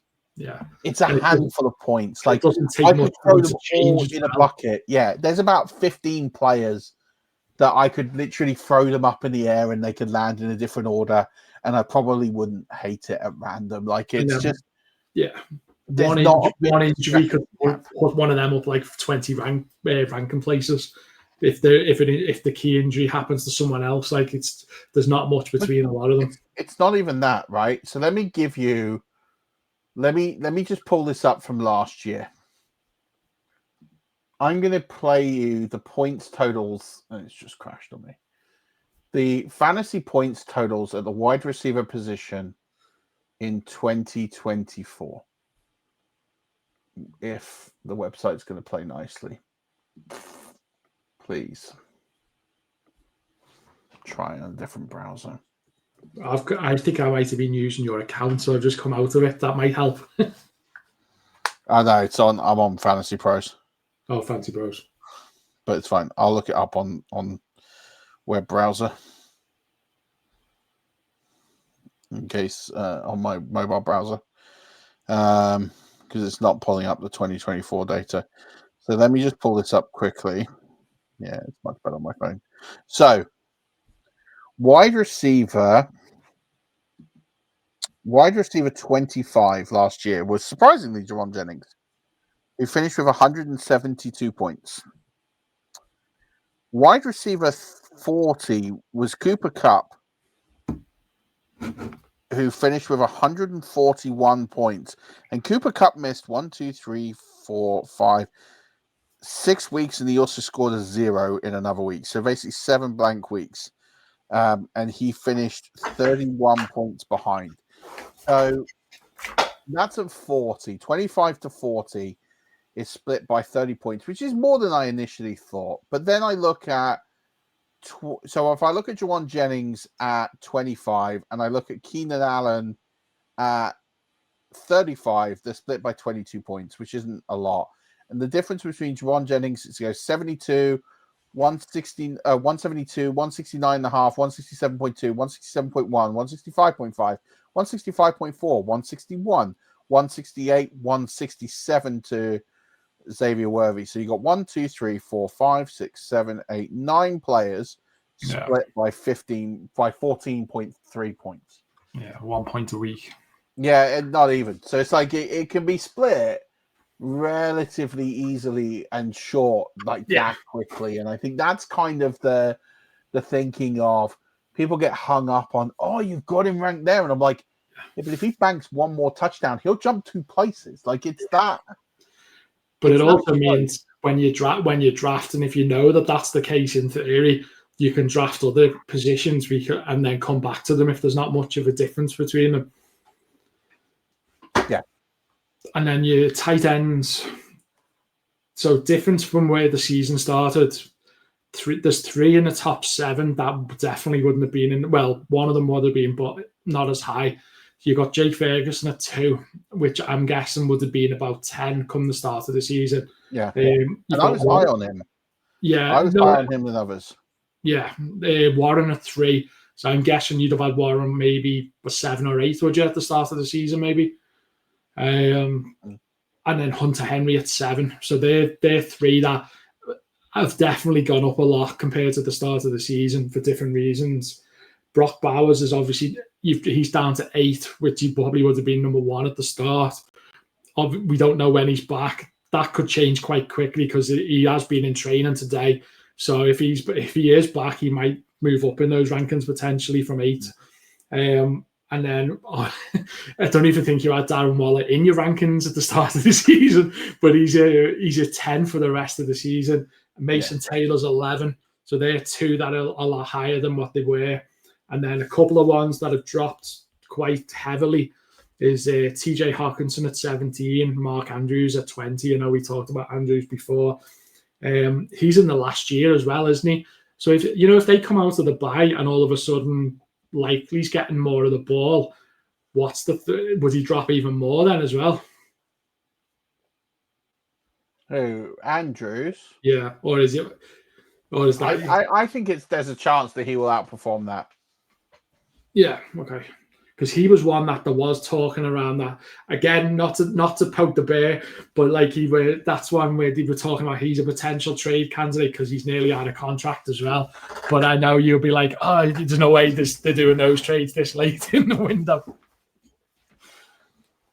No, I think yeah. I don't think he's going to get traded. I think it's just one of those really interesting situations where I think there's a chance that he'll go up, but I'm just fearing the worst, I suppose. And then if we do, these aren't ones that are what's name higher or lower. It's just for anyone who's listening who's interested. Is from a DST point of view, your top 5 for the rest of the seasons: the Broncos, the Steelers, the Vikings, the Ravens, and the Bills. And from a kicker point of view, top 5: Aubrey, Dicker, Lutz, Fairbairn and Bates would be the top ones there as well. So if any of them on your waivers, maybe pick them up now as well.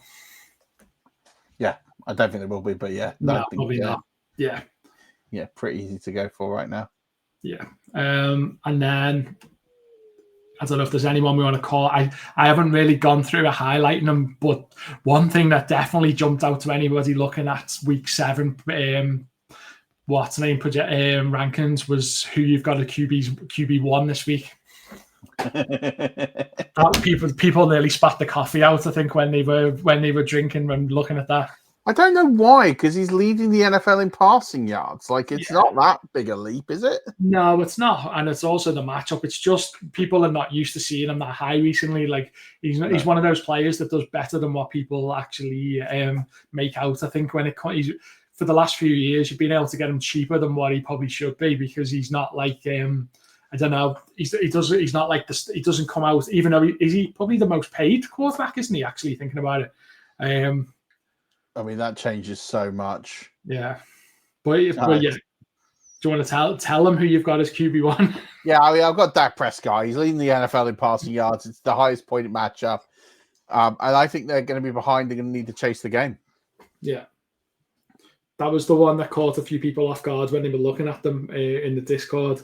Devontae Adams, wide receiver 4, would be another one that jumps out at me as well. For obvious reasons, with Puka being out.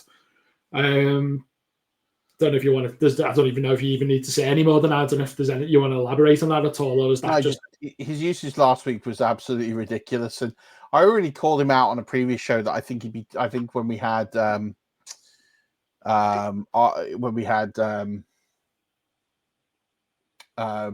on, and I said that I think he'd finish top 7 for the rest of the season. Yeah. Another one that jumped out at me a little bit was.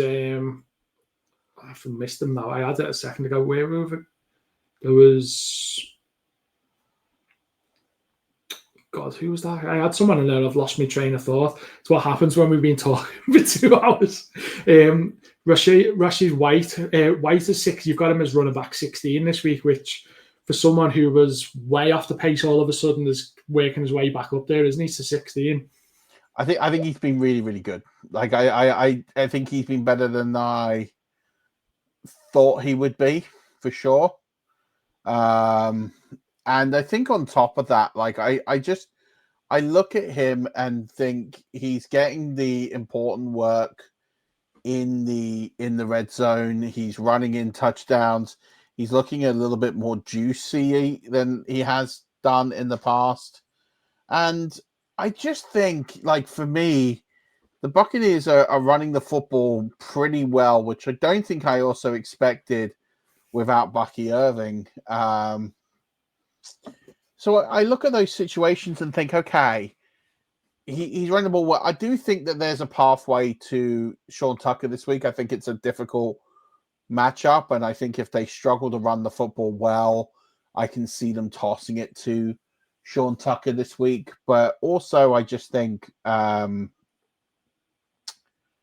I think the White's he has been pretty good, and I think he'll continue to do well. I don't think we're going to see a top 12 week because it's respect to the matchup that they're going to be in. And, the game script could get away from them at times. Yeah. And I think that could be something that holds them back a little bit. And then Krosky merits at 12. So that's one that I know you've mentioned on the Patreon as well, is that he's one that you're expecting to have a good week with the matchup as well. Yeah, if anything, in my rankings, my rest of the season rankings, I'm probably a little low on. He's the one I'm probably like losing the most sleep over where I've got him.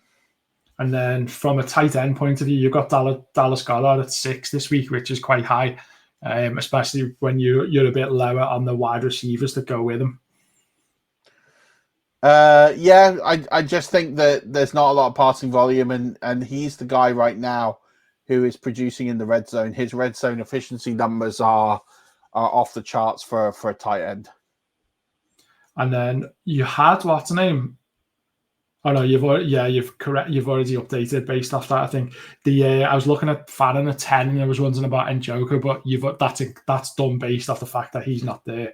Then from a QB point of view, there's a couple of Caleb Williams is 7. Which is obviously that matchup seems to be one that's expected to go high as well against the Saints, and then you've got most of them. There wasn't many where you were like, oh my god, I can't believe you've gone that high on that player. There's a few low ones probably, but the high ones are pretty what you'd expect at this point. You've got Judkins 9th as well.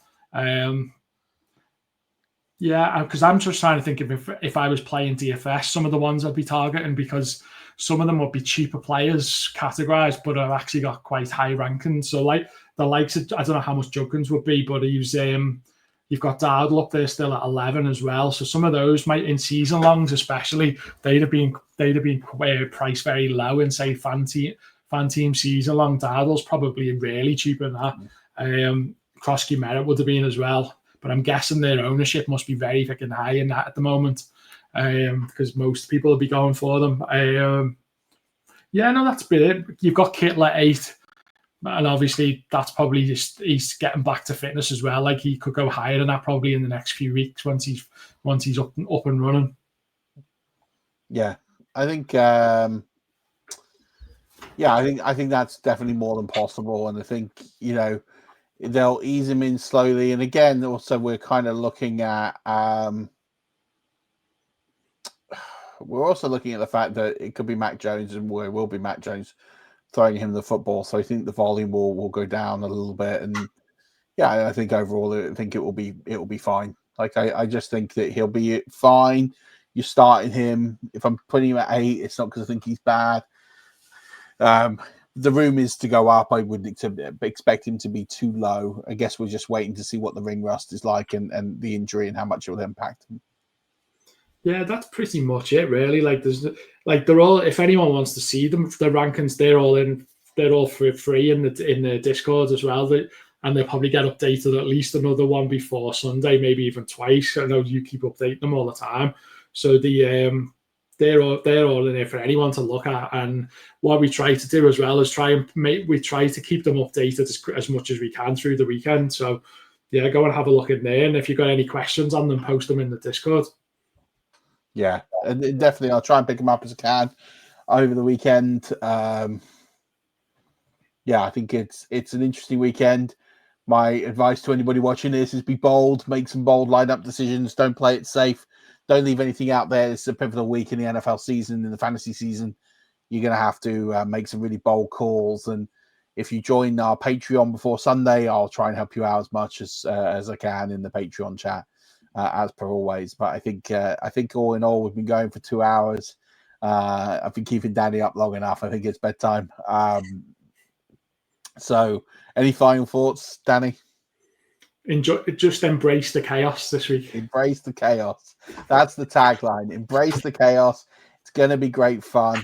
Enjoy it.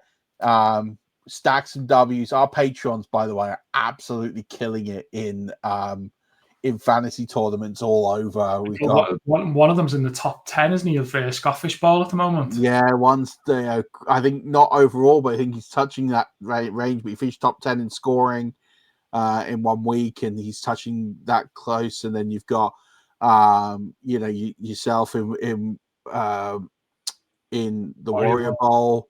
I'm in the top 3 of a few tournaments, and we've got a few of our Patreons are kind of sniffing out in the JTT and the Orkney Charity Bowl, and the THF FBB and the Women's of Fantasy Football Gods and Goddesses Tournament.